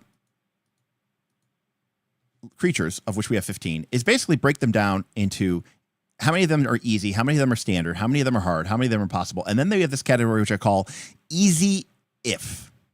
And these are my favorite categories of combats. These are in some ways, these are the toughest ones to design. These are fights that are hard or even borderline impossible. But if the party does it right, okay, they will have an extremely easy time. So perhaps the best example of this is This is not appropriate for level 1, right? But like the best example of this is, well, I usually use elementals, but let's say you have a room. Let's say there's a vault. Okay. There's a vault. It's got a really cool magical item. Okay. And it's guarded by 4 invisible stalkers, right? Intelligent creatures made of elemental air, bound to the bidding of evil sorcerers and known for their peerless tracking abilities, right? So there you go. Now, right off the bat, we can see that they are bound, and the secret mundane contingency ends the invisible stalker's magical servitude. I didn't even know that was in this book, but there you go. That's right off the bat. That's pretty sweet. But the other thing is part of their difficulty is that they are invisible. So if the party goes in here and they have no ability to detect invisible creatures, even if this might be a tough fight on paper, now it's basically a TPK because the party is just going to have no ability to interact with this, and they're going to get their butts kicked. But if the party comes in here well equipped for flying creatures, for invisible creatures, they're going to take a lot of this creature's bang away from it, and they might basically embarrass it.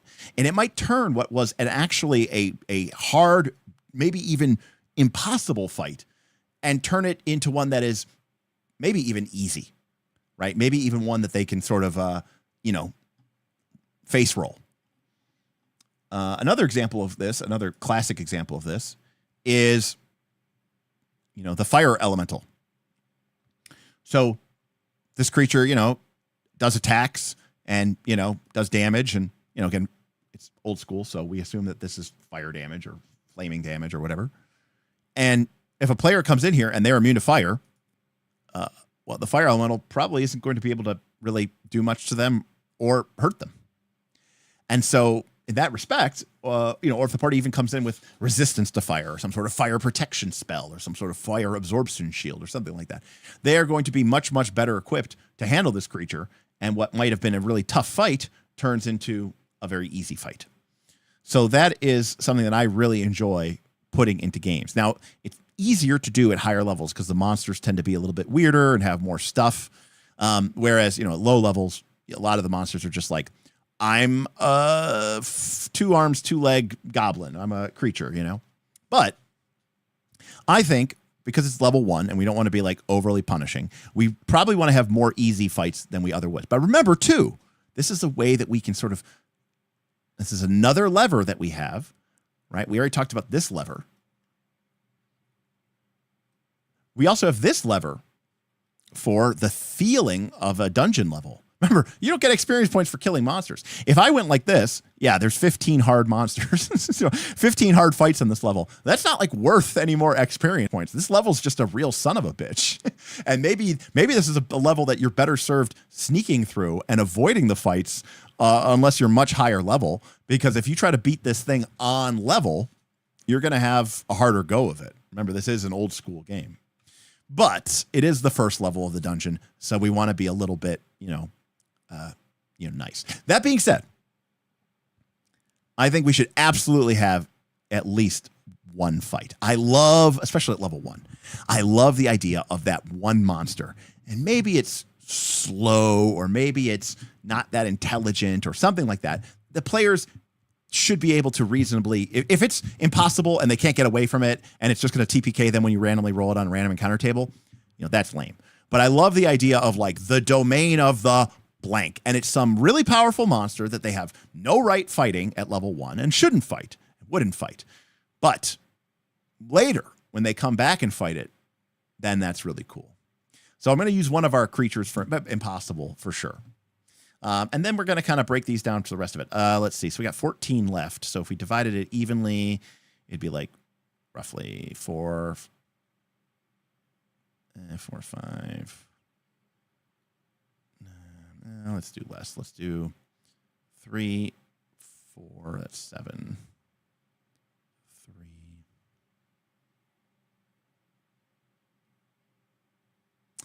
Yeah, that's probably kind of what I want to do. These are harder to do, though, so I'm going to actually do this to 3 and 5. So something like that. So, you know, in later levels, we may not even have quote unquote easy fights, but at low levels, you know, I think we can, in fact, you know what, even as I do this, I'm going to say, we're going to go that down to 2 and we'll take easy up to 4. You know, it's level 1, you know, it's a baby's first dungeon level. We don't need to. And remember too, the other nice thing about a Shadowdark game, we don't have hit dice, right? We don't have healing surges. We don't have treat wound spam. We don't have focus points to heal back.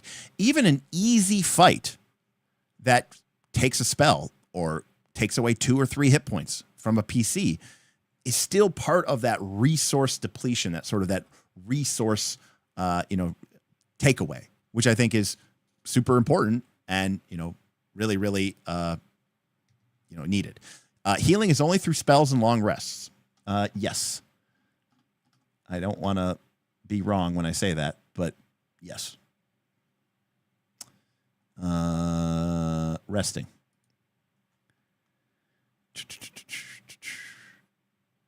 Yes.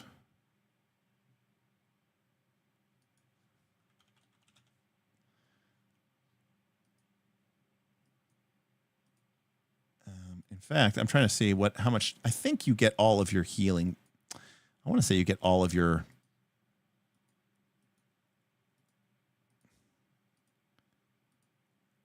I think you get all your hit points back when you rest. I could be wrong.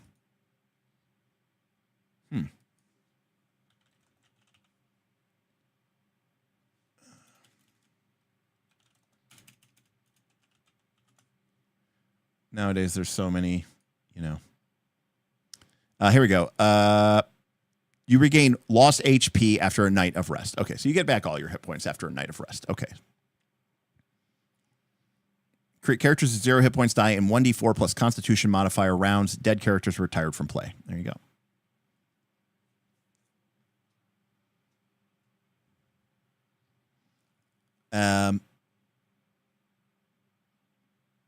Yeah, a gimmick boss. Yeah, that's a good way to put it. Well, remember too, remember one of the things too is I generally speaking, I want things to get more magical and more weird as we go, like deeper and deeper into the dungeon. And so I wouldn't be against the idea of using a golem. I also don't necessarily know that is entirely appropriate because we didn't really talk about this, but this will be like the last thing we'll talk about. And just by the way, so sum up, so we're going to have 15 combat or 15 creature-based encounters, which are going to be broken up like this. So we're going to have 4 easy fights, 5 standard fights, 3 easy if done properly or handled properly fights, 2 hard, 1 impossible. We're going to have 3 trap type encounters, 5 hazardous or challenge types encounters, which are a lot of fun in these kind of games, 2 vaults, 6 lore, and 2 rooms that are empty. And the damn it, what was I saying? Oh, one of the things that I think is important to note is this dungeon was not all made at the same time. So one thing, and we'll get more into this when we start getting into like the history and the lore and we start actually adding real details to the game. But part of the idea might be like this part of the dungeon might be ancient, thousands of years old. And then this part of the dungeon had been built next. Then level 4 was built. Then level 9 was built. And then levels 1, 2, and 3 were built. So the top levels might literally have been created by a completely different group, faction, race.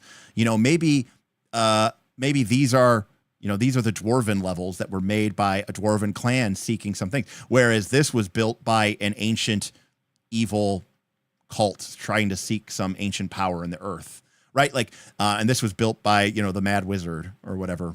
You know, that's our he came to Shadowdeep and added his. So each of these is sort of like they're putting their little touch on it. So, you know, when you put something like an ancient golem guarding a powerful treasure here, it sort of suggests something that may not necessarily be appropriate. So you're basically doing storytelling through not just, your lore, but even through the way that you present your creatures.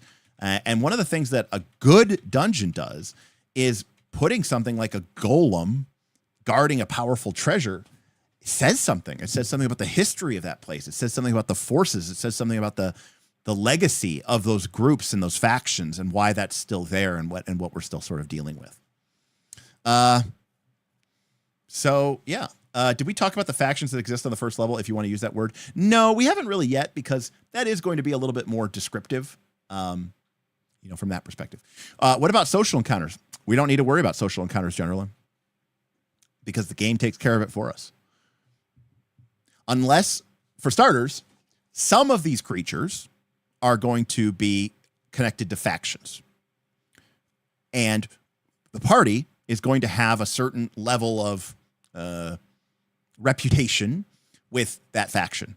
And so if the party has a good or neutral relationship with a faction, then an encounter with some of these creatures is not necessarily going to be violent or hostile. And we don't have to really, I don't want to say we don't have to worry about it, but that is essentially, it's automatically a social encounter unless the players start, making things difficult or problematic. The other element is that in the game, well, no encounter is worth XP. I mean, if you fight monsters, you don't get any experience points in the game. So, yeah. I mean, if you convince the group of goblins to give you all their treasure, that's worth experience points, but I don't really think that's going to happen. So, oh no, they count. Remember, no. The creature budget has nothing to do with the XP budget. Those are completely separate. XP budget is not tied to creatures at all. XP budget has everything to do with treasure and magic items. It has nothing to do with the creatures in the level.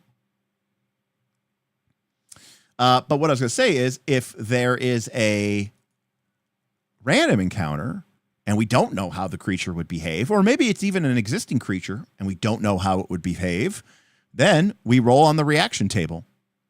And if we roll a 9 or higher, hell, even if we roll a 7 or higher, the creature won't attack. So on a 2d6, on average, you are going to get suspicious or better. So it is very rare that, a creature, when you encounter it randomly, will not attack you.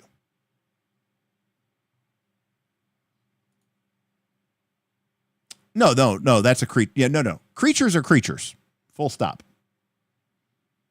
There is no such thing as a combat encounter. That's why I didn't put combat. I put creatures. Creatures could be combat. Creatures could be stealth. Creatures could be social. Creatures could be nothing. Creatures just means that's the type of challenge. How the party deals with it, that's entirely up to them. And it's entirely up to the fiction, and it's up to the things that they have sort of established. I'm not saying, oh, this is an encounter that you have to talk your way through. Nope. I would never make that kind of judgment decision. That would be entirely up to the players. If it's something that's available to them, yeah, maybe. I mean, I'm not going to lie to you. I have gotten more awesome campaigns out of rolling random reaction tables and on the fly having to figure out why the goblins suddenly why they're curious about the party and they want to maybe strike a deal with them. And before you know it, you're spinning bullshit out at left and right. And that's really cool. I mean, that's a really fun thing to do. It makes the game really, really interesting. And I'm always a big fan of it, for sure. But yeah, so I'm already imagining on our level 1, I think we said an ogre,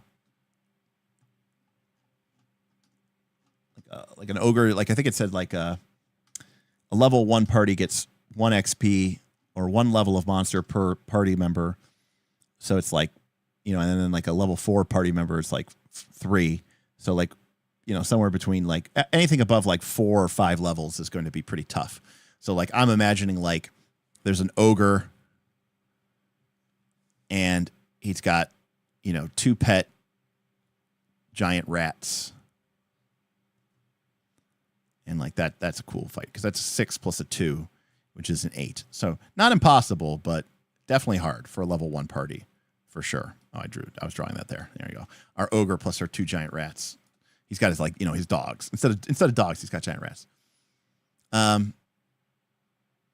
reaction roll uses the monster's charisma? No.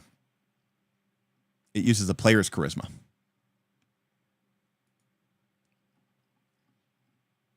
When the characters encounter random creatures, the GM rolls for the creature's attitude if it wouldn't be already clear. If the characters immediately interact with the creatures to influence their attitude, one of the interacting characters may add their charisma modifier to the reaction check. The interacting characters reveal their presence and position to the creatures. Some creatures, vicious creatures, such as undead, are always hostile. Remember, undead there's a reason that the undead are the feared thing of a dungeon. Number one, they cannot be bargained with or bullied, right? They always react hostilely. They're vicious. Number two, they don't fail morale. So most every other creature is going to run away. In fact, most creatures are going to run away probably long before they even get to 50% hit points. So many creatures will run away once one member on their side dies. But undead, they fight to the very end. They're very scary, and they're very powerful, and they will destroy your party, and they will consume you. Not to mention that higher level undead are the ones that can drain your gear and, drain your level. Now, I don't know exactly how they handle it here in Shadowdark. I'm sure they have a little bit more of a balanced nuance than the old school. You'd get touched by an undead and you're just dead. But if we look at the priest class, they do get the turn undead spell. And so this is the only way in classic D&D that you can basically make undead flee. And so part of the reason that you even want a cleric or a priest in this game is because they can turn undead. And undead are just that scary in these classic examples. And I love undead. I just love undead, giants. I mean, those are my favorite, undead and giants. But like ogres, oh God, love them. Like a lot of people like I like dragons, okay, but not like, believe it or not, like not that crazy amount because they're just so infrequently used. And a lot of people like magical beasts, and I am not a huge magical beast fan. Displacer beast and owlbear and stuff. Basically normal creature but weird with magic. Not my favorite, believe it or not. Not my favorite. I love giants. I love undead. I have a fair amount of affection for aberrations and oozes. That's a classic dungeon monster. Just from the gelatinous cube to the ochre jelly to the gray pudding, black puddings. Oh my God, those are so horrible. And yeah. As someone that doesn't know a lot about original D&D, were giants back then also elemental like in 5e?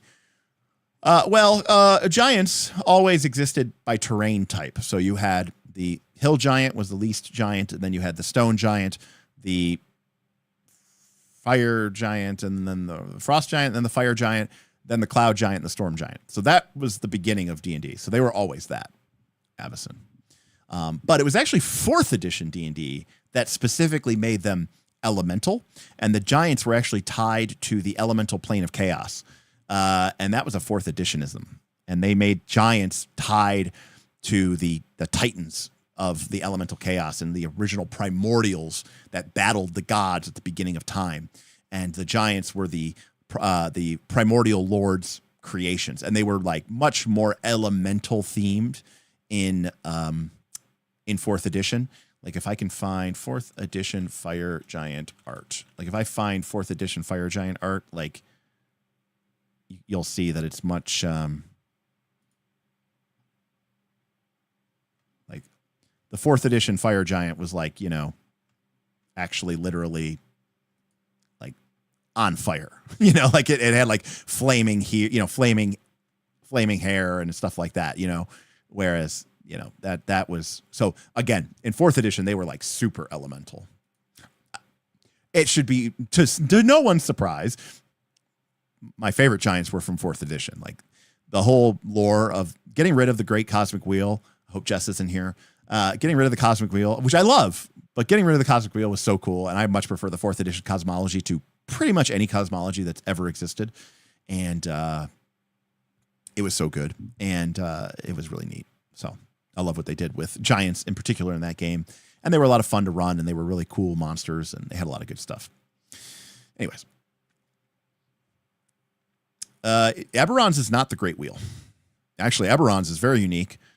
Eberron's is one of the most unique in many ways. I would say Eberron's is one of the most different, because its planes orbit and become coterminous with the material plane, and you know, some of them orbit every 5 years, some of them orbit every 10,000 years, and they have different effects. And you have manifest zones, and then there's, you know, when they get close to Eberron, they are like spiritually close, and things, you know, change and become different, and like there's a whole cosmology there. Like you could think of like a big solar system, like a big orrery, right, of all the planes moving in and around the world as being the sort of the way the planes touch Eberron. It's actually a really, really cool one.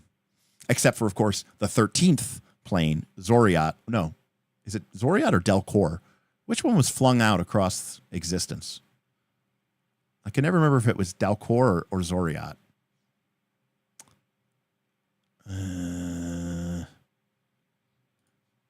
Which Eberron plane was thrown out into nothing, into space? Maybe it was Zoriat. Yeah, okay. It was Dalcor. Okay, that's what I thought. It was Dalcor.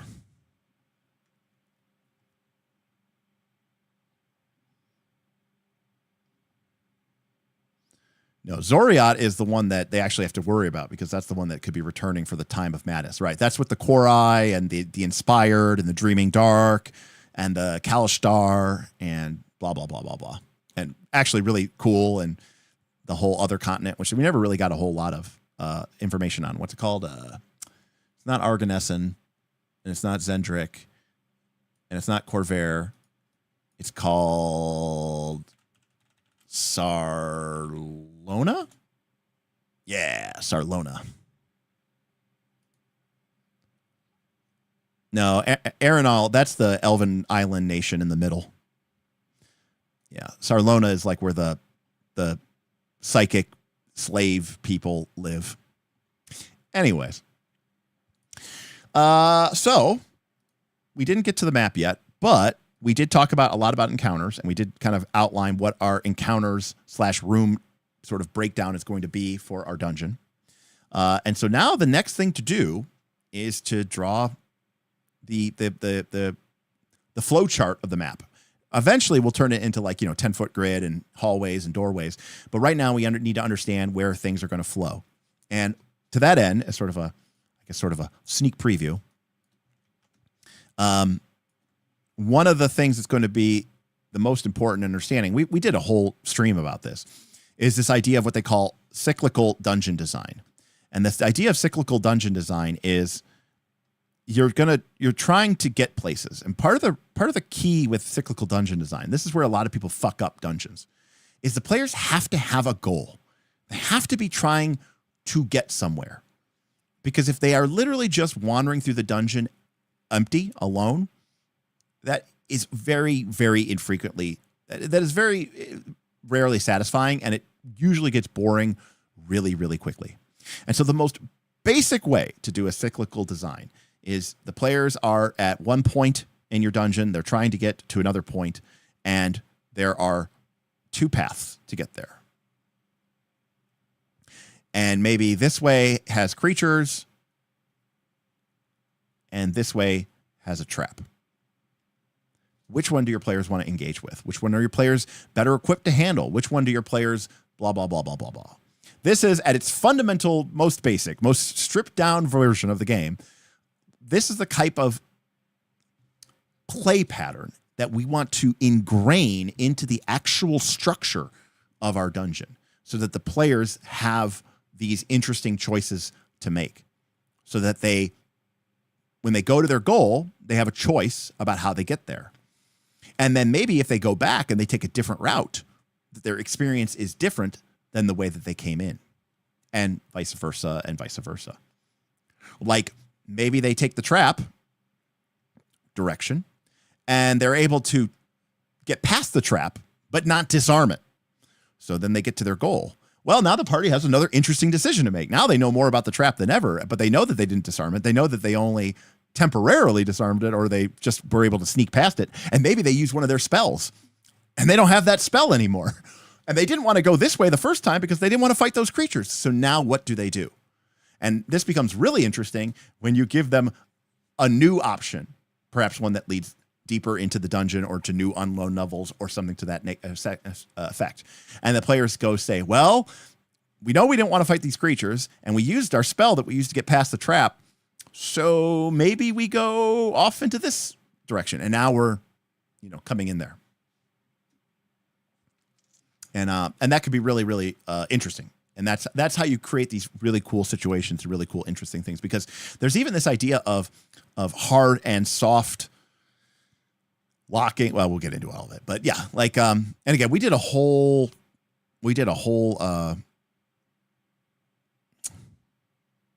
stream about this. But like, obviously, like the principles of Chanel Chiquets are very, very critical here. But I have found there to be an incredibly beneficial. Okay, thank you. I don't need notifications. Thank you. I found there to be an incredibly beneficial thing from this idea of cyclic dungeon design. And this is something that has been around for a long time. It's just been talked about more. I mean, this goes all the way back to Legend of Zelda. But it's the idea of, classic Legend of Zelda thing, right? Where you're like, you come into the room and you go to this chamber. Oh, and there's the big chest, but it's got the master key. Okay, well, I don't have the master key. How do I get the master key? You're like, okay, so I'm going to go up into this room. Okay, this room has a door here. And then I go up into this room that I can't get through. And I go into this room and it's like, doo-doo-doo. And it gets the map. And the map goes, oh, the master key's over here. And you're like, okay, so let me go back. Okay, so now I'm over here. And I come up here. And then there's a room, but the door is locked. And then I go into this room and it's like, oh, there's a pressure plate. I got to fight the enemies and then push the monster onto the pressure plate. And the door opens and I come here and I get the big key. Doo-doo-doo-doo. And then I come back over here and I open up the big chest. Doo-doo-doo-doo. And I get the, the boomerang or something. That idea of going back and forth and up and down and across and over and fighting things and solving it and then being like, oh, cool, we need to go back over here. We need to go over. That is kind of at the essential nature of making a good dungeon. It should come as no surprise that, some of the very best video games that have ever been created ever and have literally, been existing in one form or another for, 30 or 40 years are kind of the, inspiration or genesis of behind these core concepts and ideas. And the best dungeons, even back in the, the 80s and the 70s, were doing this anyways. And again, a lot of the principles that Chanel Chiquets was talking about with, the non-linear dungeons and creating loops and creating cycles and creating circles would really sort of apply to the same level. But this is sort of a more of a modern take that people have really talked about because of the resurgence, especially in indie gaming. And people going back and creating, is a Zelda like a thing, but I've seen that there have been a lot of games that have that kind of more old school puzzle exploration kind of look to them, for sure. Because again, we want to create an atmospheric experience and we want to create a fun mechanical experience, but ultimately a dungeon is a game board, and the player should have fun exploring that game board for its own sake. And we're going to add all sorts of little cool details and stuff. But for the most part, that is, you've made it. I mean, I've seen a couple that have come out recently. There's one that looks like an old NES cartridge, Sergio, I've seen game design conference talks about that game specifically, just because of how well that person, now, of course, obviously he was doing it, I think, procedurally, right? Like, so all these dungeon levels were being created procedurally. So he really had to develop it down to a science. And so a lot of really good papers and talks have been made about that game, for sure. And I never played it, obviously, because I don't play video games. I also never played Dark Souls, and I've never played Hollow Knight, but I know those games' names simply because they have been sort of mentioned as And I've watched, I've never played them, but I've watched game design conference talks about them because, you know, they were so cool, and the inspiration is the way that they've done. Yeah, that's the game I'm thinking about, the Heroes of Cerulean, which I saw. I saw it at the game store. I didn't pick it up because, you know, obviously my money's a little bit tighter these days, but, you know, no job and all. Hey, that reminds me, if you have Amazon Prime and you want to support us so that I don't have to stop streaming and get a real job, feel free to throw me your Prime sub. I would appreciate it. You can do that at twitch.tv/Knights of Last Call. You can connect your Prime account, your Amazon Prime account at, I think it's at gaming.amazon.com. And if you do that, you'll be able to once a month drop your free Prime sub. You're paying for it anyways. You might as well use it. It doesn't cost you anything because you already bought it. And you can give it to somebody once a month. And I would appreciate it if you did. And of course, if you really want to join us and be part of this, and whether it's for Pathfinder 2 or Daggerheart or Shadowdark, or even a whole host of other games that are going on, you can check us out at our Patreon, patreon.com/Knights of Last Call, where you can join at a variety of different tier levels, and you'll be able to play games, create games. You'll have a really cool community of people who aren't just be like, 5e when? Not that there's anything wrong with 5e, but if you want to find a 5e game, it's pretty easy to find a 5e game. But we have a lot of games going on. In fact, we have 1, 2, 3, 4, 5, 6, 7, 8, 9, 10, 11, 12, 13, 14, 15, 16, 17. We have 20. We have 24 games scheduled for this week. We have a lot of Pathfinder 2 games. We have Daggerheart, Fabula Ultima, Legend of the Five Rings, Forbidden Lands, Dragonbane, 4th Edition, Lancer, Star Wars, Knave. Lots of cool stuff.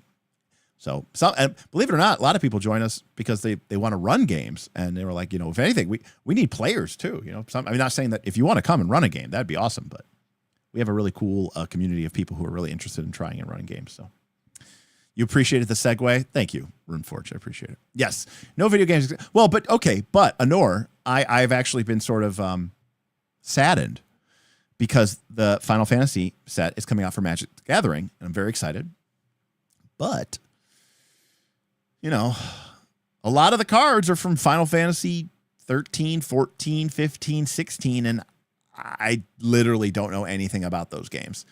So, you know, Final Fantasy 12 was the last Final Fantasy that I played. So, at this point, I haven't played a new Final Fantasy in what? 10 years? More, maybe? I don't even know. So, sure. I mean, apparently not. I found other ways to spend my money. So other people buy video games in their Steam library that they never use. I just I guess I buy TTRPGs.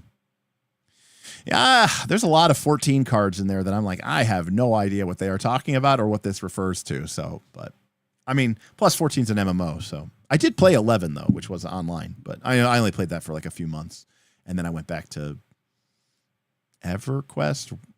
I don't know. WoW. I don't know what was out at that time. So, yeah, cool stuff. So, more Project Shadowdeep coming. And for those of you who don't know, our goal with this is kind of unknown, but I would like to potentially get, maybe first couple levels developed. And if we really think this is something that's cool, and I'm actually in the process of learning InDesign right now, if we actually think this is something that's cool and people would be supportive of, and, you know, we actually have some tangible stuff, we could potentially one day bring this to a Kickstarter and maybe get the money and the funding to get, you know, cool art made and actually finish out the dungeon. I need to turn the touch on. There we go. And actually finish the dungeon and make it cool. But I would never go to a Kickstarter until we actually had, like, you know, the first 3 levels built or developed, so that people really know that, like, hey, this is what you're getting, and there's actually something. It's not just vaporware, right?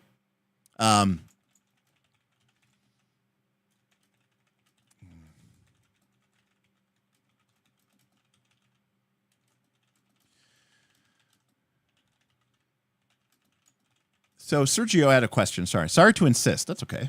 You can insist all you want. How do you deliver or feed goals to the players? What are the options that we as a DM have? So I would say, for starters, especially at the beginning of the game, you have a huge advantage, which is the players, Megadungeons especially, usually exist as lore. They're legend, right? And typically, as a player, I will give each player sort of essentially a legend or a rumor, which I almost never give red herrings ever. Like, it may not be exactly what you think it is, but it's never going to be like, oh, it was actually a fake rumor. It doesn't exist. But like, there's something that brought the player to the dungeon. So, maybe it's a legend amongst the dwarves about this axe. And the player is going there, to not only seek their fortune and seek wealth and glory, but to find this axe. Or at the very least, they know about it. Maybe that's not their character's sole goal, but they certainly know about the rumor. So when the game first starts, you can use that. Secondly, it's a cool thing to use in town, is to use sages, to use NPCs, rumor mills, finding maps partially or partially is like a partial map, and it's marked. And maybe it indicates a part of the dungeon, but it's not on the player's map. But they are like, oh, if we could just, it looks like it might be in this corner of the dungeon level. And according to this map, there's a secret hidden treasure vault there, which isn't guarded except that it's secret. So we wouldn't even have to fight anything if we could just get there. So already the players are like, how do we get to the northeast corner of this dungeon level? And that's going to drive them. So rumors, lore, fragments of maps, journals, NPCs, sages. But then there's also physical cues in the dungeon, like maybe something about okay, there's a dragon down here, maybe gouges in the stone, burnt marks, maybe there's some sort of ice elemental creatures, the air turns cold, the breath comes out in frost, etc., etc., etc.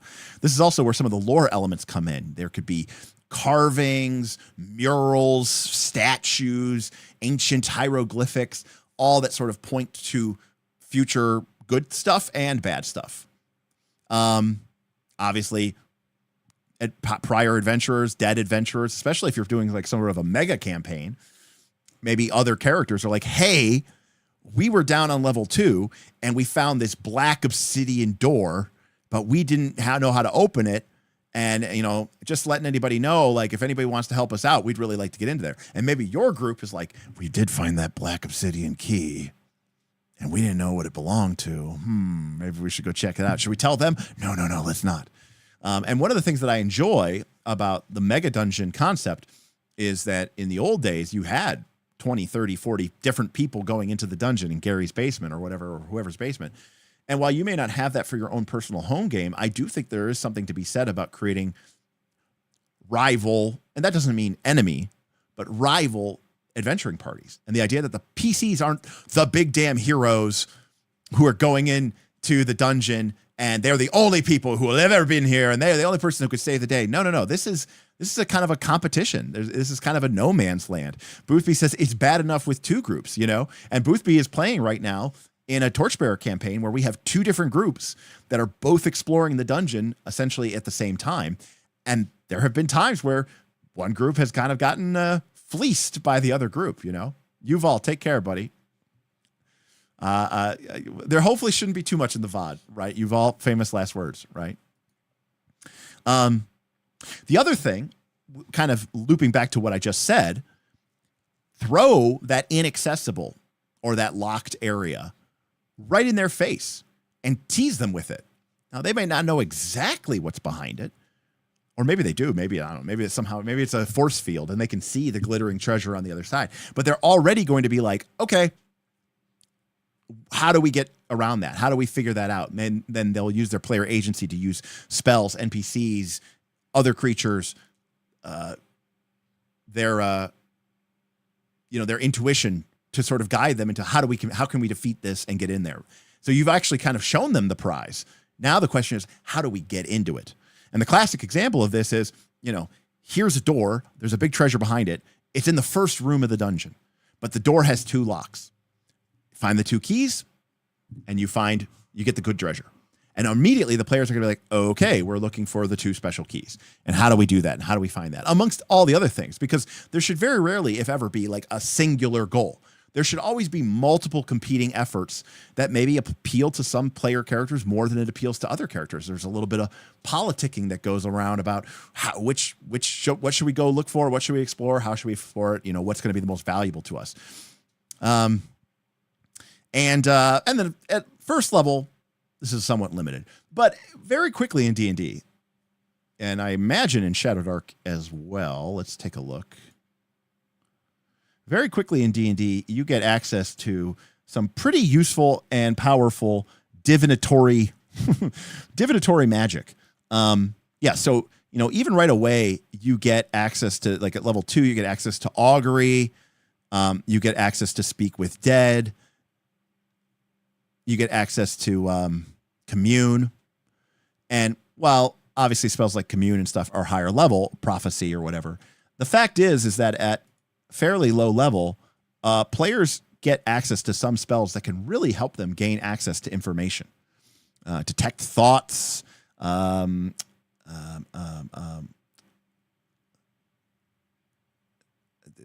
D&D has like a locate object spell, but I don't know if Shadowdark does. Fixed object.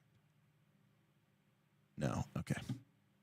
Well, Shadowdark doesn't have locate object, but you could easily add locate object, or maybe we create this 5th edition D&D and you definitely have locate object. So when the players hear rumors of an ancient jewel-encrusted sword whose blade is made out of pure silver, well, then, when they go into the dungeon, they cast locate object for silver sword, and, they already get a bearing to try to go and find it. So there's magic can help as a big part of that as well. Eventually. At level 1, it's a little rough, I will admit. So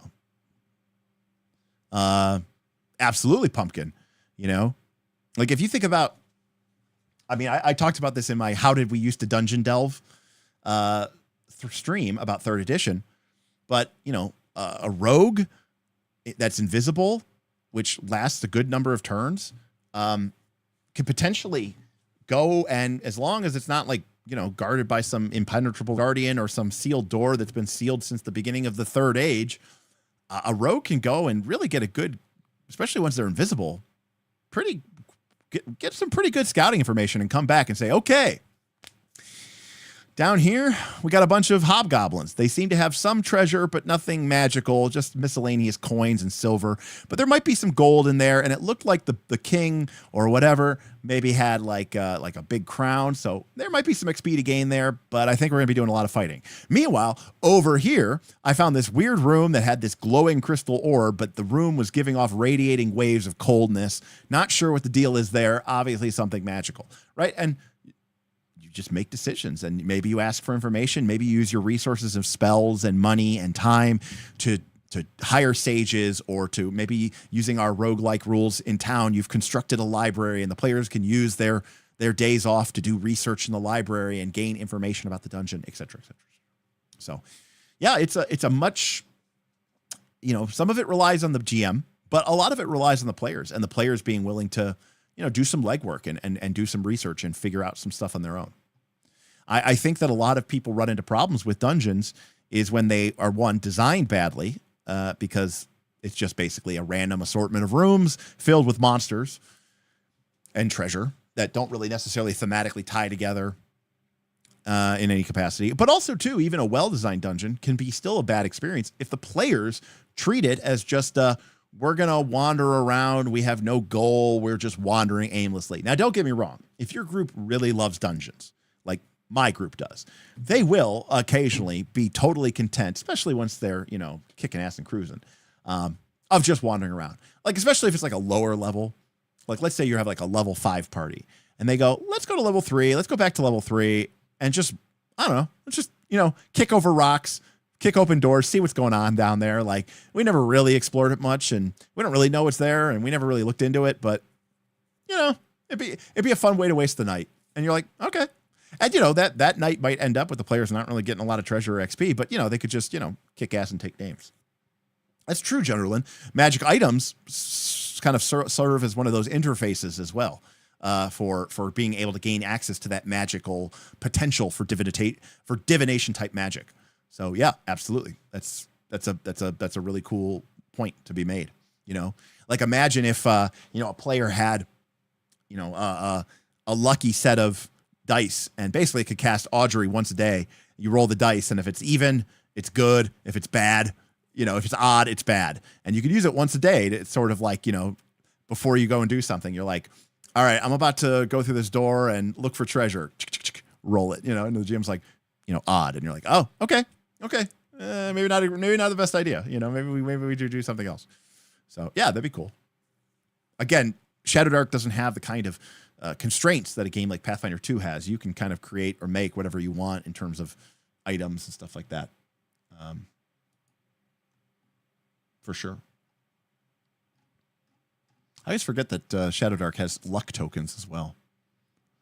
That's another good way as a lever, just from Shadowdark specifically, that you can award players even without necessarily giving them XP or treasure, is if somebody does do something cool or heroic or some really cool instances of role-playing, you can give them luck tokens. And unlike inspiration or, they stack up like hero points from Pathfinder 2. Which is pretty cool. It's even also a cool way to do as a reward, right? Like maybe the players find, I did this in our, it wasn't a one shot. It was like a 2 or 3 shot. We played Shadowdark last year at Origins, and Boothby, who was I don't know if he was an evil priest, but he kind of became an evil priest. He found this tapestry filled with dark runes. And he was like, I take it off and wear it as a cape. And I was like, oh, okay. I was like, the dark gods bless you, and they give you 5 dark luck points. And so his character gained all these luck points because of the dark blessings of the gods. And I don't exactly remember what the catch was, but I think whenever he spent one, something could go wrong or something. But you could do that, where the players, maybe there's a shrine to an ancient goddess of good, and it's been defaced and, graffiti's written all over it. And maybe one of the players takes the time to try to repair it and clean it up. And you could say, cool, there's a soft blessing in the air, and you can feel a radiant aura of peace for just a brief moment. The lights seem brighter, the gloom less oppressive. Hey, priest character or whoever cleaned it up, gain 3 luck points.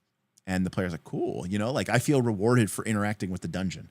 I mean, that's what it really comes down to. Feeling like you're being rewarded for interacting with the environment. In this case, the dungeon. When we talk about PBTA and Daggerheart, we talk about the fiction. And the fiction encompasses everything. It encompasses the world that you're in, but also the structure, the story, everything that's going on, big and small. When we talk about dungeons, the fiction really just means the environment, which really means the dungeon. And that's what we're really trying to interact with here, is the people, the places, the things, right? The physical elements of that dungeon. All right. I love Nox. There is that classic Matt Colville video where he introduced a hand prosthetic that is actually somehow connected to this higher being or hive mind, or an incomplete AI. I don't remember that video. Although one of the classic items from D&D is the hand of Vecna, right?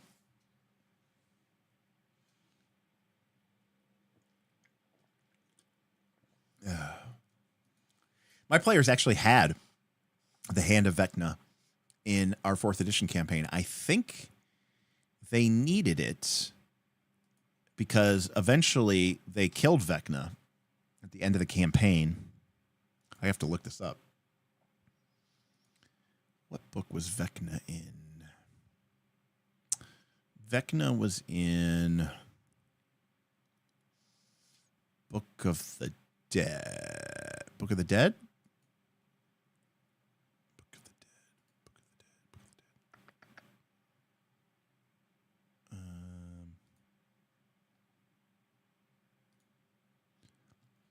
What was it called? Open Grave, Secrets of the Undead. That's what it was called.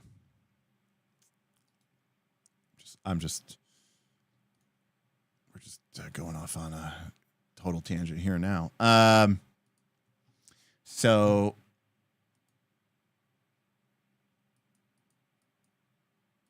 yeah, there's Vecna, a level 35 solo controller. And the way that gods worked in 4th edition is they had this ability called divine discorporation. And it says, when first bloodied, once an encounter, Vecna discorporates. See the discorporation sidebar. By the way, Vecna had 1,580 hit points.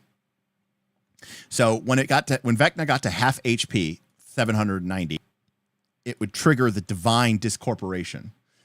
And all gods had this. And when a deity is bloodied, the deity's mind leaves its body, and the deity is unable to assume physical form for some time. This can last a few months, and it can last for several years. During this time, the deity's power is weaker, but it is far from negligible. If the PCs truly wish to kill a deity, they must fulfill one or more of the conditions specific to that deity. This could require destroying the deity's most prominent temple, blah, blah, blah, blah, blah.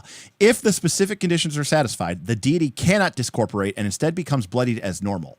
And in this case, if the hand and eye of Vecna are found and destroyed, then Vecna cannot discorporate. So that way, it's kind of like, J.K. Rowling stole, Voldemort in the Horcruxes. But anyways, so the group went and found the hand and eye of Vecna, and then they kept them. They had Nerix, the rogue, had like a magical ability that he could not be detected by divination magic at all. And he basically had like a constant non-detection and, or blank mind. Or mind blank. And so Vecna didn't even know that they were taken. And then right at the final fight, he they pulled him out and destroyed them right in front of Vecna. And then he was like, oh shit. And then they fought him and killed him. So good stuff. Anyways, tough fight for sure. But that was the final boss of our first 4th edition campaign. Vecna's aura, no joke. Any living creature that starts its turn within the aura takes 50 necrotic damage. Just straight up, no attack roll. Just any living creature, any undead creature that starts its turn regains 50 hit points. Brutal. The MCDM video had a lot to do with lore delivery systems. The players could ask any questions to potentially get an answer from the hand. And if you didn't know the answer, it would say, go find more pieces. Again, I would say I like about 80% of what Colville puts out. The other 20% of it, I think, is him being a little bit too heavy-handed with his writing tropes. But yeah, 1,580 HP seems like an excessively high number. Well, you are level 30 at that. I mean, that is a level 35 monster, and it's solo, so it's supposed to take up the space of 5 monsters of level 35. So, is it though?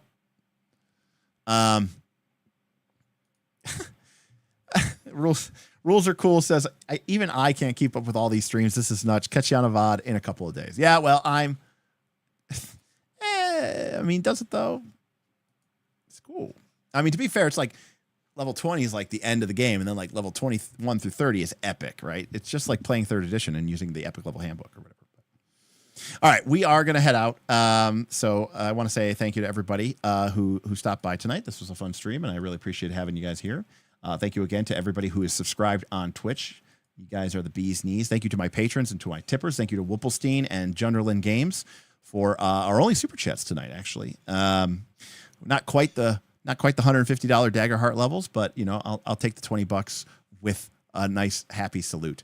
Again, if you like this content and you want to support the Knights of Last Call, by all means, please check us out, patreon.com/Knights of Last Call. Even for $5 a month, you can join our Patreon, get exclusive access to our Discord, behind-the-scenes content, extra footage, blah, blah, blah, blah, blah. You know the whole jazz. And you can hang out with me all the time, and I'm always on my Discord, especially now that I don't have a job, so I have nothing to do but stream and talk on my Discord. So if you like talking about RPGs, that's the place for you, and I'd love to see you there. Thank you, everyone, and we'll see you next time on Knights of Last Call. Good night, everybody.